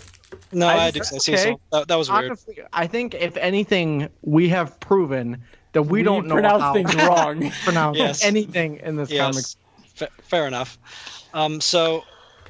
But then going to Eve, and I remember. Okay, wait. Let me. This is amazing dialogue right here. One that Mark overpowers the sound weakness, which is impressive. But then it's like, I see now that you're going to be every bit the problem I suspected you'd be, and like that's like, oh my gosh, that is so like horror movie terrifying. It really is with the mask sitting there and talking out of it. Just like oddly great artist and Kirkman brilliant writer of just, I know the one weakness you can't overcome. Meet me at your house. Just right there, it's like, oh my gosh, it's so sinister. So he meets Robot sitting there having a very calm conversation with Eve, and Eve's like, oh, that's so cool. I like your new suit. And this is another one of those situations, guys, where it's like, what if? And is Robot wrong? He says, Mark, this is the last chance. This is your last chance. Give me the same trust you gave Dinosaurus, and you know me better than you knew Dinosaurus. Like, yes, trust me with this. Like, I know what I'm doing. He extended so many olive branches to Mark throughout this whole interaction right here. Yes, and Mark being impulsive, which depending on where you are, like if you're a citizen and you're not emotionally connected to any of these superheroes that Robot killed, you would just be like, oh, it's another fucking hero that's dead. Like, who cares? And then a year later, you're like, oh, it's great. There's no crime. Like, everything is perfect. So it's our connection to these people that are dying that make us hate Robot. But really, if you think about it, like, it's as we not, go, and like in some ways, like it's the next volume that will really sell that so well. But it's just that, and because you've seen it in the Flaxon volume of that. No, he isn't like completely just like, this isn't pure ego like Dinosaurus. Like, no, he actually did take over a world, and he did fundamentally make it better. And like, yeah, he oppressed a royal family, but that royal family was like, didn't learn their lesson at all. They were still like, the minute that Amanda put them back into power, they immediately behaved the same way. It's like they were tyrants, and so he changed the Flaxon dimension for the better. He can do this, and we later see that he can do this. So, but unfortunately, I do also understand, like, and yeah, it is the olive branch, but it's also that it's just like, but I just saw you murder Cecil. And I have his blood on me. So it's like Dinosaurus blew up fucking cities and killed way more people than he's seen Robot kill. Like, it's And again, I feel like part of this is you have to remember what a low place Mark is in right now, because I feel like that's impacting his decision making. Because we know he makes rash decisions, but it's also I remember go ahead. That it's Mark learning his lesson in that and that basically, and this is where Robot and Dinosaurus are kind of parallels of one another, is that like they're both sociopaths, basically. They both just cannot empathize, really. I mean, Robot, obviously, as we're going to see, he does have feelings, and he does have those moments. But at the end of the day, both they're just like, I know better than everyone else. That's always the danger of these kinds of people. Of that, when you have that kind of attitude of that, I know what's right, I will fix these problems for you. Like that's quite frankly, that's fascism. That's just I know what's right, and I will fix this. So support me. Now, granted, it's just like, and actually going back to 108, it's like that Mark was doing this basically in another dimension, in the other dimension, and it is tempting, and you could see that, like, I think I would have gone for this if I hadn't seen you kill my like a person I cared about, or a person that I had mixed but important feelings about. And it's just it's like, no, like, because I've seen, and like you obviously threatened, like, you're here, like, why are you here? You're here to threaten Eve. Exactly. It's like yeah, you're offering the olive branch, but you're also rattling the saber right now. So I can't. Like, no, I've already seen like what you really are willing to do, and like you're crossing even more of the line. So no way, man. Yeah. Like, I understand like both sides. I understand, like, this is, again, good writing is like you understand both sides. But I remember this scene with Eve and talking to when I talked with Brittany and Liz about it for the first time. I don't think I made the connection or caught in my first read, in my original read, that Eve actually lands on her belly when Robot pulls her with the leg. Oh, I could not forget that. Oh my God, and how brutal this scene is. And it's like, and just ripping off her leg, and Mark or Eve using her powers, like this episode. So that there's your second, your second moment is him ripping her leg off and actually harming her. Holy crap. And like, this would be, I do see why it's like 3-issue ones, or just like these are like 3 big milestone moments, and they're all happening in one issue, and it's pretty damn amazing. And Mark flying her up to the Viltrumite ship and just showing up with her in his arms, and her having to use her powers in the bubble and everything like that. And, oh my God, it's just the helplessness that you feel at the end of this issue is intense. It's a lot. It's and also great dialogue, just like that panel of Rex and just his kind of resigned look on his face of like, oh well. Let the slaughter begin. Yes, and I like it. I like the Robot like picking up the mask, like the helmet, and just walking through the portal. That's a great little detail. That is a great little detail. Yeah. There's another little detail I want to point out that, like, rereading, I didn't realize until now. Okay, so, and that's so heartbreaking, but also just why I love this is like it really can put on the feels of like put up the force put up the bubble force field, or else you'll both die. You'll both die. Yeah. I was like, yeah. Yep. And that's where we were left for a little while, and then issue 12. Let me empathize with you guys. Yeah. You had to wait a month just to have a follow-up for this, and 2 months to find out what happened. Mark. Yeah, we don't see Mark for at least 2 months. There's probably there very well could have been a delay. And just like, holy, I cannot imagine. I'm so sorry, guys. No, it's so awful. But like that's why you love comics. And honestly, that's why we wanted to do something like this. So I mean, it wasn't till a while later, but that's when we were like, okay, let's start a podcast about this, because going month to month, we want to talk about this. We want to be able to, share this with people, because there's so much here, and the month to month thing was a grind. So yeah, we started on issue 127, and as soon as we started, it was like announced the end. It was like a month or two later or something. Hey, that was my experience. Pretty much the same. It was like, all right, now I'm in, and I'm pretty much gonna start buying monthly, even though I don't want to. I just gotta see what happens, and then it's just like, oh yeah, it's gonna end soon. It's like, oh, come on. So I love issue 112. Here 4 years later. Yeah. Oh yeah. Even though it ended forever ago, I love issue 112 because it is that. And again, we're not reading this month to month, but it's easy now that we can have this one issue that's just kind of like, let's take a break. Let's take a break from the main characters and go back and see like what everybody else is doing. So, are you still there, Bill? I think we lost Bill. Finish the sentence. Oh wait, there he is. There he is. All right, he's there. He's there. Okay. Jamie, you still there? I'm still here. Okay, perfect. Yeah. All right, we just had a little hiccup. But yeah, I love how we get to see everybody. I do like this break that we get to, because Invincible is nothing if it's not this expansive cast of characters, whether it be the new roster of the Guardians of the Globe, or, people like Shapesmith, or, even the Elephant. You know what I mean? Like, getting to see all these characters, it was just so cool. Yeah. But as well as Bruno. And again, this issue though with Robot and Monster Girl, that is it. Oh. Yes. Okay.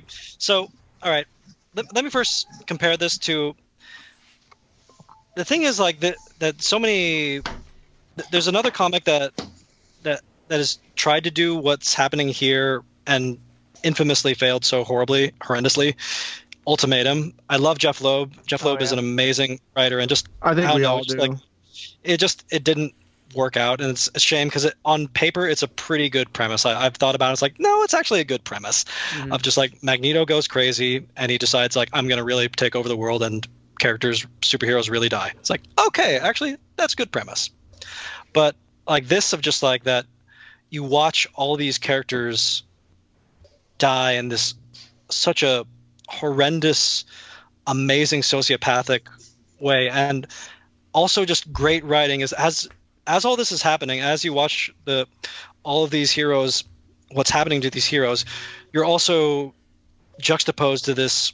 And this is the great thing about comics, is you can't really do this in TV or movies, is you have this other conversation going on between Monster Girl and Rex, where they're just talking about like, well, like, I'm thinking about maybe taking over the world, and Amanda's like hearing him out, and like, it's she's so actually nonchalant and just casual. Meanwhile, you have like Kid Thor and Knockout dying, and Shapesmith dying, and all these characters, and they're just talking. Yeah. And okay, so first thing this is something I just realized rereading. There's only one robot fighting all these heroes, and he kills all of them. It's only one. Which one? Versus Knockout? Versus all of them. It's only one of them fighting. That's fighting. It does look like there's only one against them. And so he has like this like update, this super update and this kind of is a little bit of a flaw I found with the Robot War itself, was that they were able to beat them, because like Robots just upped the quality of his drones so much that like now he's up to being able to fight Invincible, like sincerely, and so just like, and right there, like that one that shocking horrendous moment where it's like, where poor Knockout like it's like, oh no, he's dead, and then like her face, he's alive, and then yeah, that her face, yeah, and that is just one robot in that scene, but he doesn't kill all of them. He only kills 2 of them. I mean, Yeti and Pegasus get out of there. Isn't it crazy how Vault is in there and Vault dies? How easy you can miss, like in the background, Kid Thor disintegrating, like because he crushed his hammer in the background, like robot silhouette crushing his hammer. Because you don't really focus on that. It's so tiny. Yeah. Subtle. And just amazing and heartbreaking is just poor Shapesmith. I'm just the worst. I thought we were friends. He said it. The title of the trade. Oh, he said it. He said it. But yeah. Then I mean, is this the last bit of this issue, man? And so, Monster Girl is Amanda. She's open to it. Like she is like saying like, okay, I think, she's kind of saying like, oh, so how do you think everybody will understand? Like, should we really think about this? Like, that's kind of the tone she's giving here. And then she realizes that he's that moment where she says, oh, wait a minute, you're talking about this. Well, it's not even really that.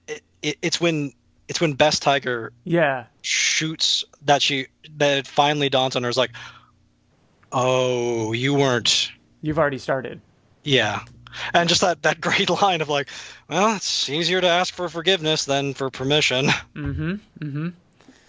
Oh man, it's such a good scene. It's such a good. And where was it? Holy crap! That one page, and so again talking about Robot was my favorite character, and this really like what he did to Eve is already pretty much so awful. It's like, you are truly bad, but this is like where it's like, oh, you crossed the line. Like there is no going back from this.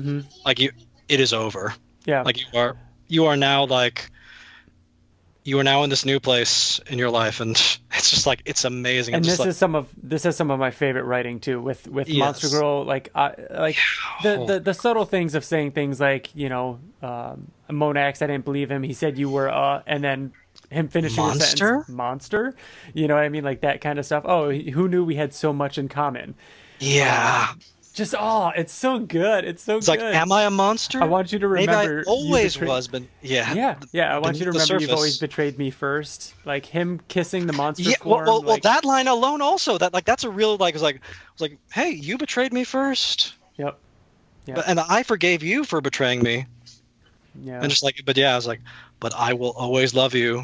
Yeah, and he's clearly upset about this. I mean, he's definitely got issues, but man, you can't. And so, I don't think, and I do maintain, like, this is a proof, like, he is not a true sociopath, like, unlike Dinosaurus. He actually does have feelings, and he's heartbroken for doing this, but he is doing this. And it's just like that he's willing to do this, like, really means like, oh, you are all in, and there is no going back from this. Yeah. And just that final image of Monster Girl is like, and I thought that was it for her. I thought that was like, oh, yep, wow. And think about that, like, if they've worked together for 700 years. Yeah. Like, no human being, like, and like, this is where superhero-y stuff, and it's fun and crazy, is like 700 years together. It's unfathomable. It's like no human really, like, as she says in the dialogue, it's like, I loved you as no human being has ever loved another human being before. Yeah. And like, and for it to end sourly like that, it's just like, there's so much in that sentence alone, that's pretty cool. And so, I will always love you, but he does that, and just like, wow. Yeah. The cover of 113 is really badass. Oh yeah. It's so cool. Just the robot standing there facing one robot drone. Yep. Yeah. Mm-hmm. I loved Brit in the beginning. And Brit Jr. using Brit Jr. as a weapon. He looks very much like Dash. He does look like Dash. Yeah, he really does. I like that. Oh, wow. Even the smile on his teeth and stuff like that. Like, he does look just like Dash. Yep. That's wonderful. Throws him in a boot. Discovers that he's invulnerable. Right? He knows he's invulnerable from the Brit comic. We knew that. Yep. God. Oh, my God. That was good. That was good. So I need to read that. You need to read Brit, yeah. Okay. Especially... just the third volume. The third. No, the last first volume and the third volume. Okay. Yeah. The second one is a mess. The second one is kind of messy. But I loved some of Robot's writing in this issue as well, because this is when he's starting to get too fragmented. And that starts here with him saying, like, damn it, I should have sent more drones for Brit. I'm too distracted. And you just see the panel of Monster Girl floating. And so again, it just reminds us like that. Yeah, he does love Monster Girl, and that he's just so affected by this. Mm-hmm. I love this panel of Mark waking up. Sorry to wake you. Like, just him just kind of just waking up a little bit. He just looks cool. The art is just so good in this issue, man. Everything with him and his daughter, Sherry handing him, like, just you turn the page. Would you like to hold her? And you didn't even realize that, like, wait a minute. The last time we saw her leg was off, and they showed up on the Viltrumite ship. You didn't even realize that this was about to happen. Yeah, we lost her for a second, Ryan, but we got you back. Yeah, thank goodness. Oh, okay. But yeah, I was just talking about. Yeah, I probably jumped in because I was jumping. Yeah, around. the baby. It's fine. It all works. You know what I'm talking about. This scene is just awesome. Wiping the tears from his eyes. Yeah. Oh. And the wonderful line, "Your life is going to be so screwed up." Yep, I'm sorry. Yep. Asking how Eve's doing. God. Yeah, him just talking to her. Nice design on the robot leg. That's pretty cool. Yeah, it is pretty cool. I like how different it is. It doesn't just look like a robot, like from Robot. It actually looks like a really cool new design. Mm-hmm. I love how he hands her to Eve. Her life is going to be so screwed up. I already told her. And just that one good, and it's kind of like also a bit of a good sign of like that Eve, like she's, after all they've just been through, she's like, okay, I'll give you another shot, and she's trying to give him another shot, but then what he's been through. Yeah, it does feel a little jarring to me, kind of at the same level of how upset she was with him when he showed up, and now to be like, oh, come here, you big. It's like, wait a minute. I mean, I know they just went through some shit together. Well, yeah, hey man, she just had a baby, and she's missing a limb, and she's missing a limb, and one of her best friends blew up their house. So yeah, it's just odd that in this moment, in this scene together, they don't mention Rex. I think that's what did it to me, was that like she didn't go, so Rex, huh, or so Robot, huh? And Mark goes, yeah, he left me there, and like there even just a moment where she acknowledges, and there is that realization that like, oh damn, like you were right, I didn't listen or something, but well. Because she had made up her mind. She had made up her mind. Like, what has changed since then? She just gave birth. Yeah. And he was right about Robot, and like warning her, and like so I guess saved her life. It just goes without saying, that she, like, it's obvious that you know, he was left there by Robot. Yeah. She was. It's just, I don't know. It happens really quick. And then all that juxtaposed with the fact that Mark is standoffish right now because of what happened between him and Anissa, that there's a lot going on. And it's only one page, Well, I mean, hey, that's why this is an amazing volume, and that's why I love this volume, is like there's so much going on. It's just like it's just a flurry of emotions and shocking things that are happening, and it's just all bam. Yeah. And then we got that one little okay, all right, and this is part of like what makes it like why Kirkman doesn't make it easy, because he has Anissa save Monster Girl already, kind of a redemptive thing. Yeah, it's just like, well, I don't know. There's a great thing by George R. R. Martin once said, is like, no one is wholly evil and no one is wholly good, and someone that can be terrible can still do a good thing, and someone that's really nice can still do awful things. So it's never that simple. It's never that simple. It's like, and like, it's like, well, Thrag had some points. It's like, it's stuff like that. It's and as we're going through right now is that, and we're going to deal with, is that Robot, though, like he does immediately shape, he takes over the world, but then he does make the world better. So it's like, it's hard to debate, because like, it's like, what you've done is awful, but the results, it would be easier to debate this if you just made it, if you just like we're just terrible at this. Yeah. If this was like Jupiter's Legacy, it was like, yeah, oh yeah, you took over the world and you stink at this. I was like, no, like, ooh, and we get the first flashes of that, but yeah.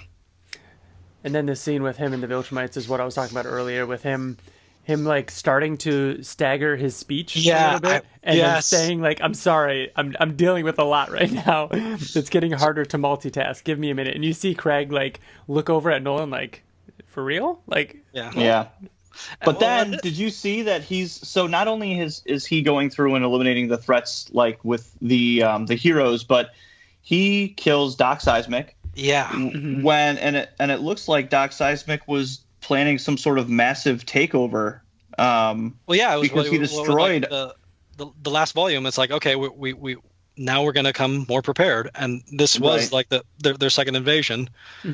And like look at those huge creatures like in the background and they're robot, the size of like, buildings. Bigger. It's crazy. Like because it shows a multiple robots in the background and stuff like that. And this is one hell of a splash. This is just oddly can draw and just like he has like lava slides like Iceman. Yeah. Like that's so cool. Yeah, it took me a second to figure out like what he was on. I'm like, what is that? I'm like, oh, his legs are on it, so it's a lava slide. Yeah. And there's so like what you were saying, but like this is a character that was in like one of the first few issues of Invincible, who has gone through this crazy, ridiculous arc and had just be reborn, only to just be cut down at his height on one page. You know. I love it. And then we get all the cuts. Going to see the president, talking to D.A. Sinclair and Immortal and all that kind of stuff. And that one little. So this is also like something that's interesting of just Robot like suddenly goes from being something that was like kind of fun about Robot is now just creepy of just like he's doing all this at the same time. He's being heroic. He's also being monstrous. He's also like telling you like you will now build my army of drones, so I will always be able to do this, like of my super drones. It's like, yes, sir. And he's talking to the president, and he's having this conference with the Viltrumites all at the same time. It's like, damn. Yeah. And like something that used to be like fun, but it was like, whoa. Uh-oh. So he explains to the Viltrumites that obviously this would benefit us both. You want nothing more than a perfect utopia, a perfect breeding ground, for your race to continue. Opposing me would only lead to more Viltrumite deaths, which is counterintuitive to what you want. It doesn't help what I want. We should just stay out of it, basically, and it's a win-win. And he says, I propose we work together. And and the issue ends with that, along with Eve, basically. So let's talk about this. So TJ, what did you think about this of this kind of follow-up conversation and her like saying, and her just saying, okay, look, like I didn't want you to pursue Angstrom Levy on the chance that he might like attack us, but like no, this like I'm a superhero and like this is like what Robot's doing right now. Like I can see that. Yeah. So like her basically forgiving him and saying like, okay, no, this is different. And this is something that like, this isn't you being angry and impulsive. This is you being a hero doing what you're supposed to be doing. Well, I mean, it's one of those things again, where you can come from either side. But the way I read it is I think he's being Invincible protects the people that he doesn't know the same way he protects his family. Like obviously he cares more for his family, but I don't know. I'm kind of on Mark's side more than Eve's when it comes to going back and trying, or going into another dimension and trying to take care of Angstrom Levy. I think it's more of the same thing. I think that the difference in the situation, and Eve is right, is there was no threat before. It was there was chance of there being a threat, but now there's a threat happening. There's a legitimate threat happening. You need to go out there. It's kind of like me rushing out to stop the guy who bought a gun because he could use it to shoot my family versus you know someone what I who's mean? in your house with a gun. Versus someone who's in my house shooting my family. You know what I mean? Like, Yeah, but it's more you than said that, you didn't though. want me to But- act irrationally, so I'm going to sit on the couch and let him murder you. Like, Yes, it's but it's completely more different than- scenarios. It's more than just that scenario, though. That No, that TJ. example that you gave. No, you're wrong. It is. So many times I love what I've started. Angstrom Levy keeps coming back. He always comes back, and he always like creates that again. So Mark wants to take care of that and make sure that it doesn't happen again. So I understand where Mark is coming from. So for sure, of course, this threat in the current situation that is currently happening is more threatening because it's already happening. But I mean, it could happen with Angstrom, and I understand why he wanted to take care of that. The interesting thing about this conversation was that Eve says all that this is very real, unlike the Angstrom thing. You sit on the sidelines during that, you're stupid. And Mark cracks a joke, and that's it. Like, that's it. Like, there's nothing more to it. It's like she calls him out. He doesn't call her out on it. He doesn't fight it anymore. He's just like, yeah, we don't really get any more on this except for the fact in 133. Like she's calling him out on this again. Like, this is just who he is, and he just kind of goes with the flow, whether it's in another dimension or it's on his home dimension. I mean, he's just going to go punch the bad guy, and that's just kind of who Mark is. He's kind of a dum-dum sometimes, and he's impulsive, and he's just going to go fight the bad guy regardless of where it is. And sometimes it leads to other dimensions where he's stranded for years, or months. So you got to be. Yeah. Sometimes you can't change a person so much, but you can make them recognize their faults. But and Eve, I think Eve takes the is the smarter one in this situation, and that kind of shows. Yeah. So, what we didn't talk about before we get on, although it's also getting up to the next issue. Final issue is what's really like what starts to like. This is the start of the hint of like that. Oh, Kirkman is not going the way you expect. Is that basically Robot perfectly kind of like in the similar to when Thrag was presenting like why like no like we're here and like no you're not going to do anything about it he points it out logically. He's like, okay, look, like you can fight me and you'll probably win, but I'll kill some of you guys, and like that's not what you want. Like you're already on the close to extinction, so just like, and that's like where it's just like instantly he takes the Viltrumites, the only people that could really threaten him, off the table just kind of instantly. I'm just like, it's like, yeah, it's not in our interest. Yeah. Sorry, son. It's just like, yeah, it's not. Yeah. And that's when, I mean, Nolan has that conversation with Mark in this issue, right? In 114. Yeah. Which is such a fun play off of the previous 3 issues, the cover. Instead of having all the faces in the panels up above, it's just all the bones. Skulls. Great cover. And so Mark showing up on the moon, interrupting the conversation, backhanding Anissa. She tries to help him up, and Nolan talking to him about that, and Nolan saying like, well, what if he's right? A peaceful Earth only furthers the Viltrumite agenda. And I love this scene with Mark and Eve though, and Mark just says, "I'll stop him, Al," and he goes, "Eve," she says, "Do it." And I love it. I love takes it. off. Like the permission, the last second permission. Like, no, I'm gonna, Eve. Yeah, exactly. Yeah, but I mean, like, hey, it was like, okay, now I'm a dad, and so it was just like, Mom, do you give me permission? It's like, yeah, okay. Yeah. Mm-hmm. And then we get. So he is learning. He's like, okay, like, all right, Eve. I was like, yes. Oh, he knows better. He knows better after what he's just been through. Yeah, like, he knows better to ask. Just ask. Yeah. But I like even more when Nolan says he could ruin everything, and she says, "No, he's gonna fix your mistake." Oh yeah, fix your mistake. Yeah. Yes. Great line. Like Eve talking back to Nolan, like is pretty cool. And okay, all right. When you hear that line and you think, what's going to happen next? You're thinking, okay, Robot's going to finally get what's coming to him. This is going to be one giant smackdown, and Invincible's going to win the day, right? Oh yeah, you got the cover, you got all the bones and the broken robot mask. Like you think this is gonna be a brawl, and it is not. And okay, then we get to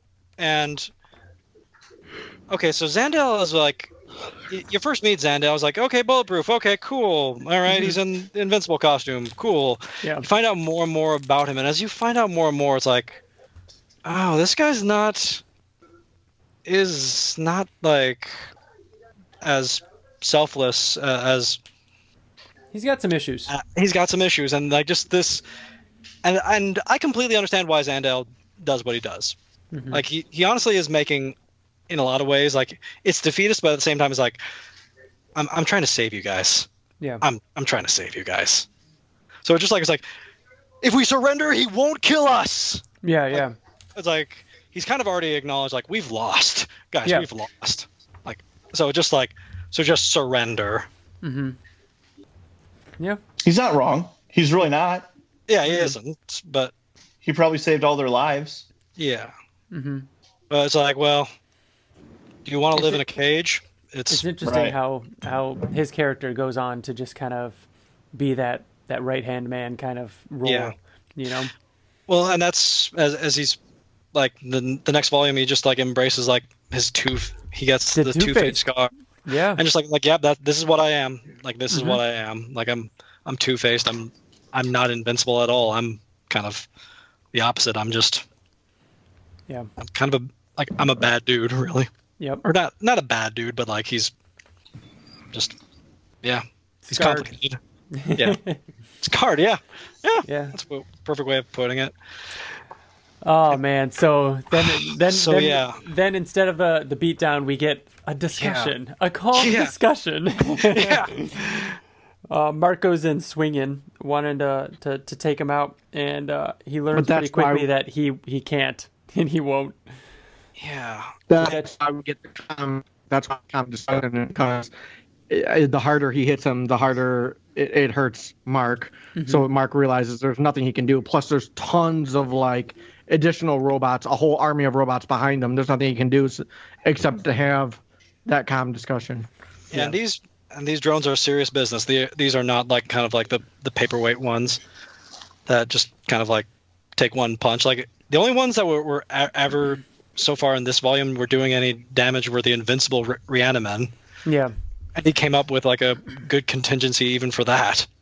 Yeah, I really like. I'm going to bring up this conversation or this part of the conversation, because at one point Mark is saying, "Just stop this madness," and I really like what Rex says here. He says, "This madness, Mark, I've assumed control over 100 law enforcement agencies worldwide. In the 6 hours since this happened, I've prevented over 9,000 deaths. I've already put systems into place that are changing the way crime is fought, and I've already incarcerated Titan, Slaying Mantis, Mauler, and Embrace, criminals who've been at large for months. Stopping this madness would cost lives, not save them. So I ask you, what are you fighting against?"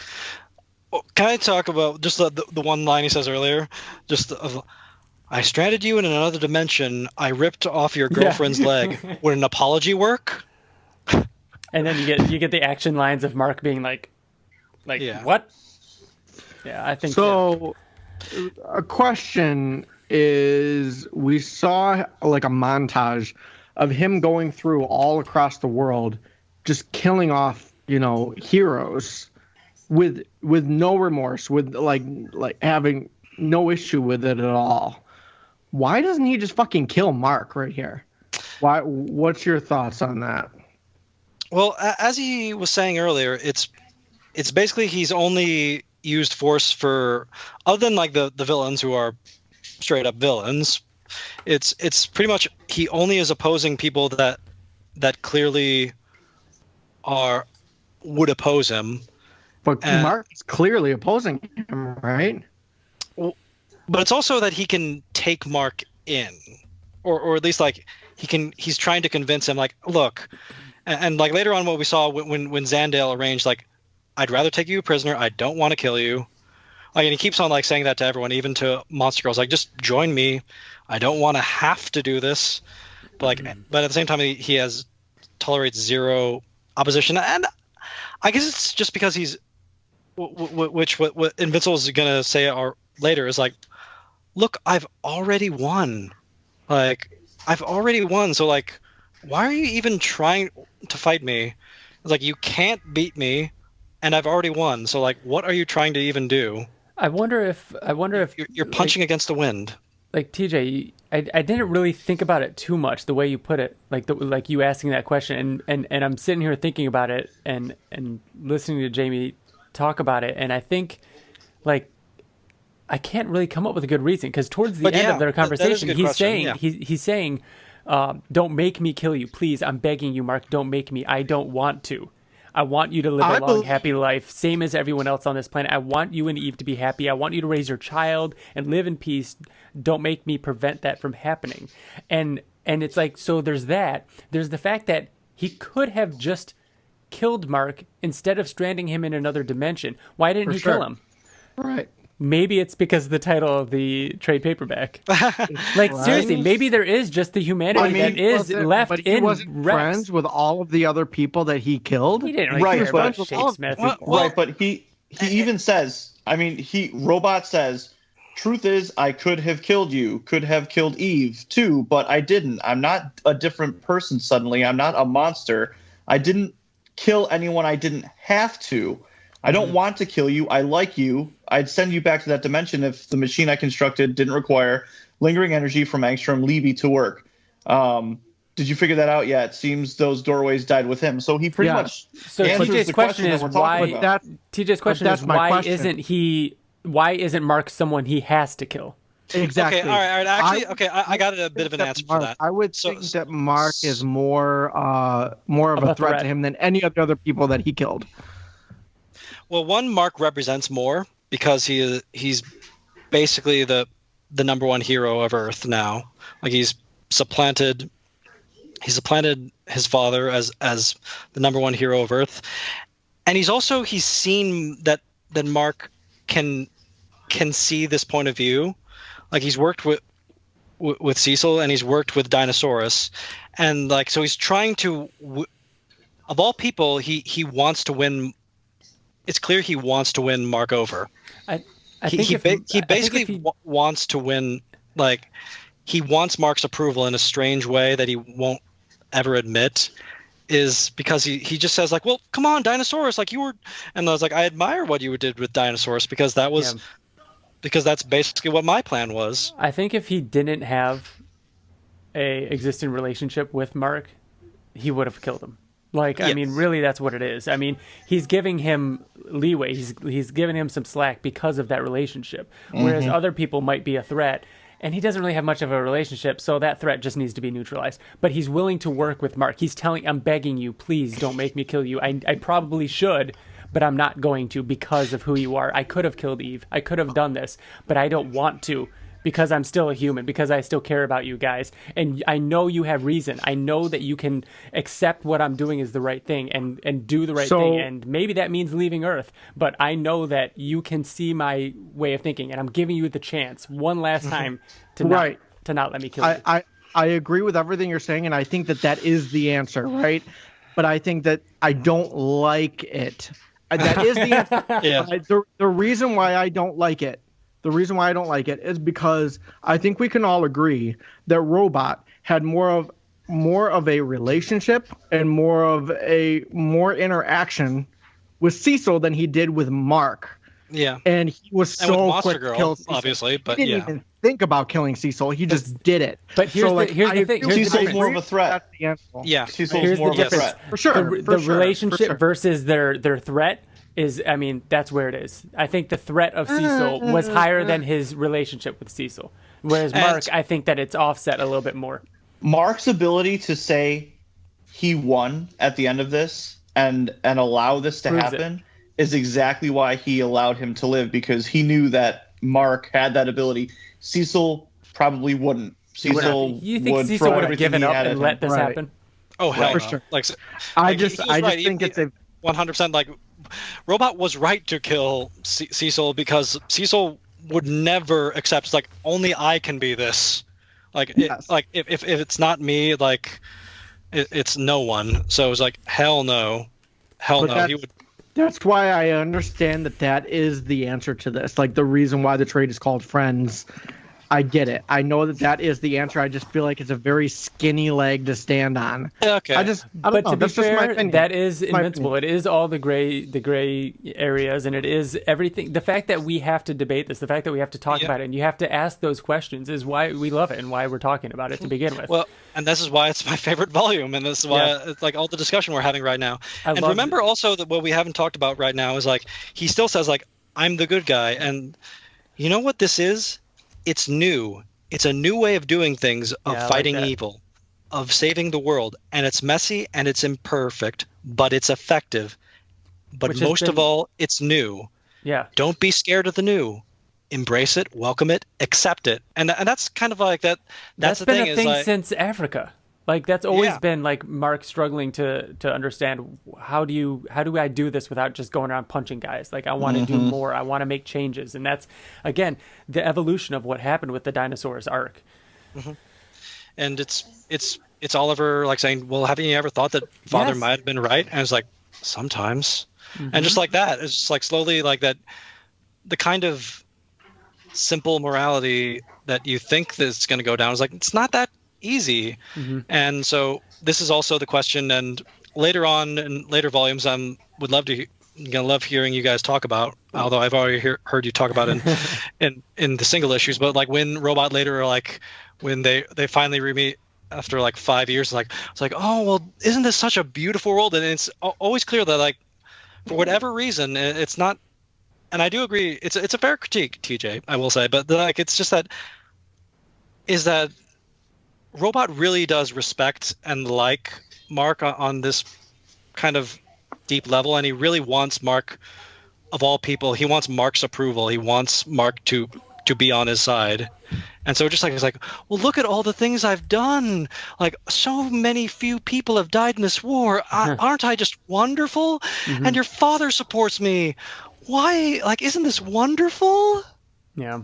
I do. Like, I agree with that. I just never got that feeling that Robot had that relationship with Mark to where he needed Mark's approval. I never got that in a past relationship or any conversations that he's ever had.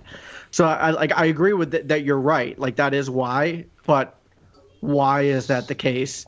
I think that's what I struggled with. Yeah. Probably again because is that Invincible is the top hero. Because it's like in some ways it's like that, and because he's also an intellectual, he wants to in some ways like get him to join him, and it's that the intellectual side is like, well, I can physically beat you, but I won't have beaten you if I just physically beat you. I must intellectually beat you, and that must mean like I must get you to see my way of things. And it's also a bit egregious because like it's like, well, but you were doing this with Dinosaurus, so why can't you just see things my way? Well, it's like one is like because I recognize that was a mistake. Yep.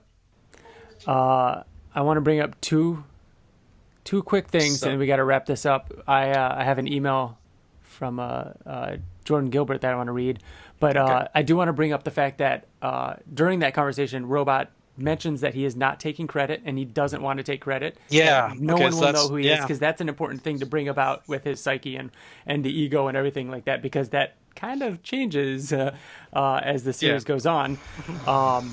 That, as well as the way the issue ends with the flashbacks, is always really cool. Just getting to see that and see throughout the years, from the first appearance of Robot to, all the different, milestones that he's had is a really poignant way of ending this volume and this that arc.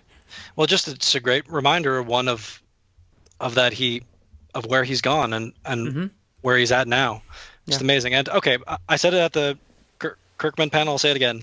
This is my favorite moment of the comic, of just Eve like saying like, well, what happened?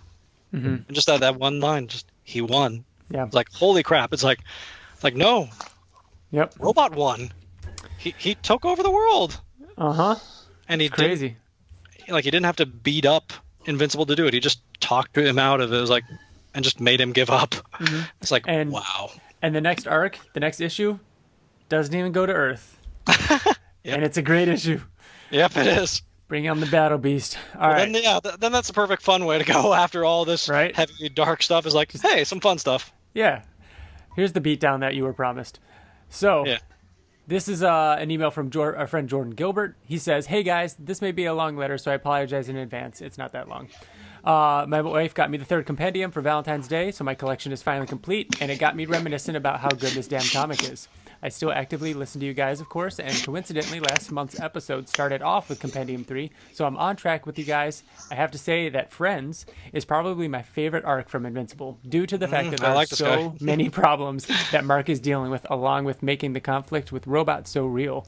Not only was he dealing with Rex, but with the rape, Eve not wanting to be with him, the birth of Tara, and his dad's empire not helping him against Rex.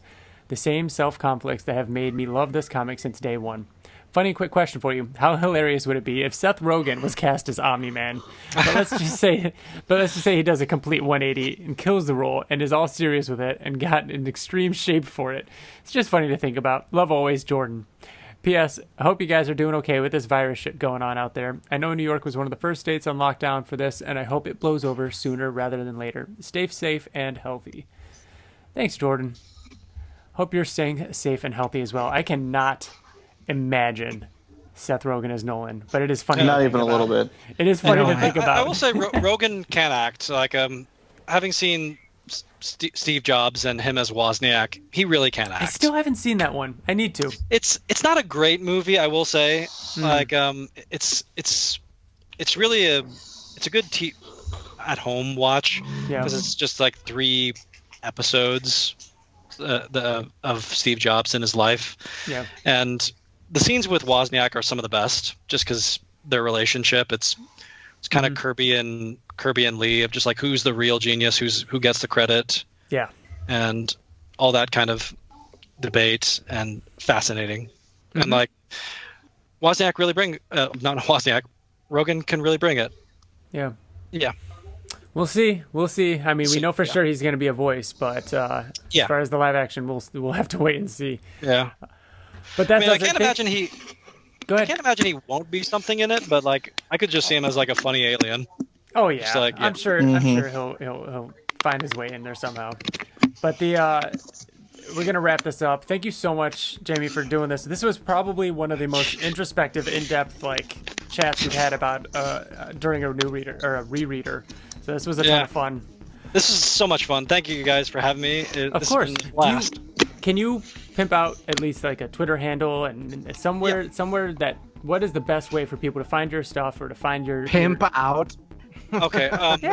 Go to facebook.com and Olympian Comics. You can find 3 free comics on there that I did. One is a cowboy fighting a wizard and a zombie comic and a vampire cowboy comic. So yeah.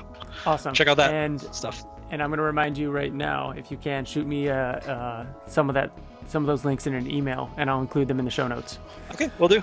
And that does it for this episode. Remember, you can email us at theinvinciblepodcast@gmail.com. We'll be back next month with a new episode. Otherwise, you can find us on Twitter, Facebook, YouTube. This month's outro song is going to be Like Clockwork by our friend Wyatt Lane. So check out his stuff over on SoundCloud, iTunes, and Spotify. And that does it. Everybody stay safe out there, stay healthy, and we'll see you all in a month. Thank you, Bill. Thank you, TJ. And again, thank you, Jamie, for joining us for this. This was a lot of fun. Of course. Yeah. All right. Good night, guys. Good night, wow, guys. That was crazy. Thanks. And thanks for staying up late to do this. Of course. No problem. Bye. Right. Take care. Bye. Bye, everyone.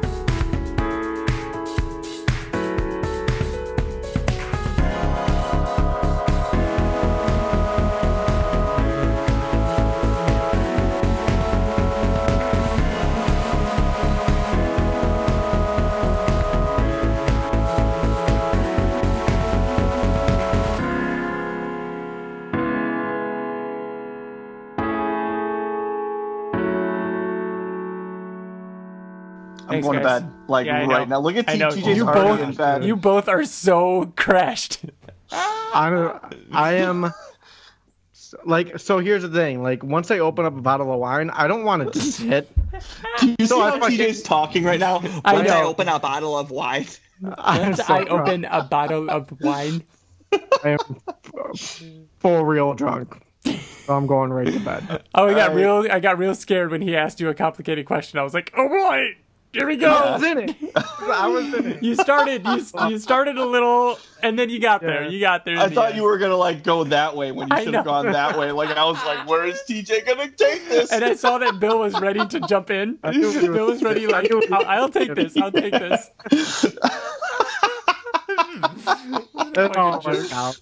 It all worked out. All right. All right. Good night, guys. I'll see you later. All right. Good night. Bye.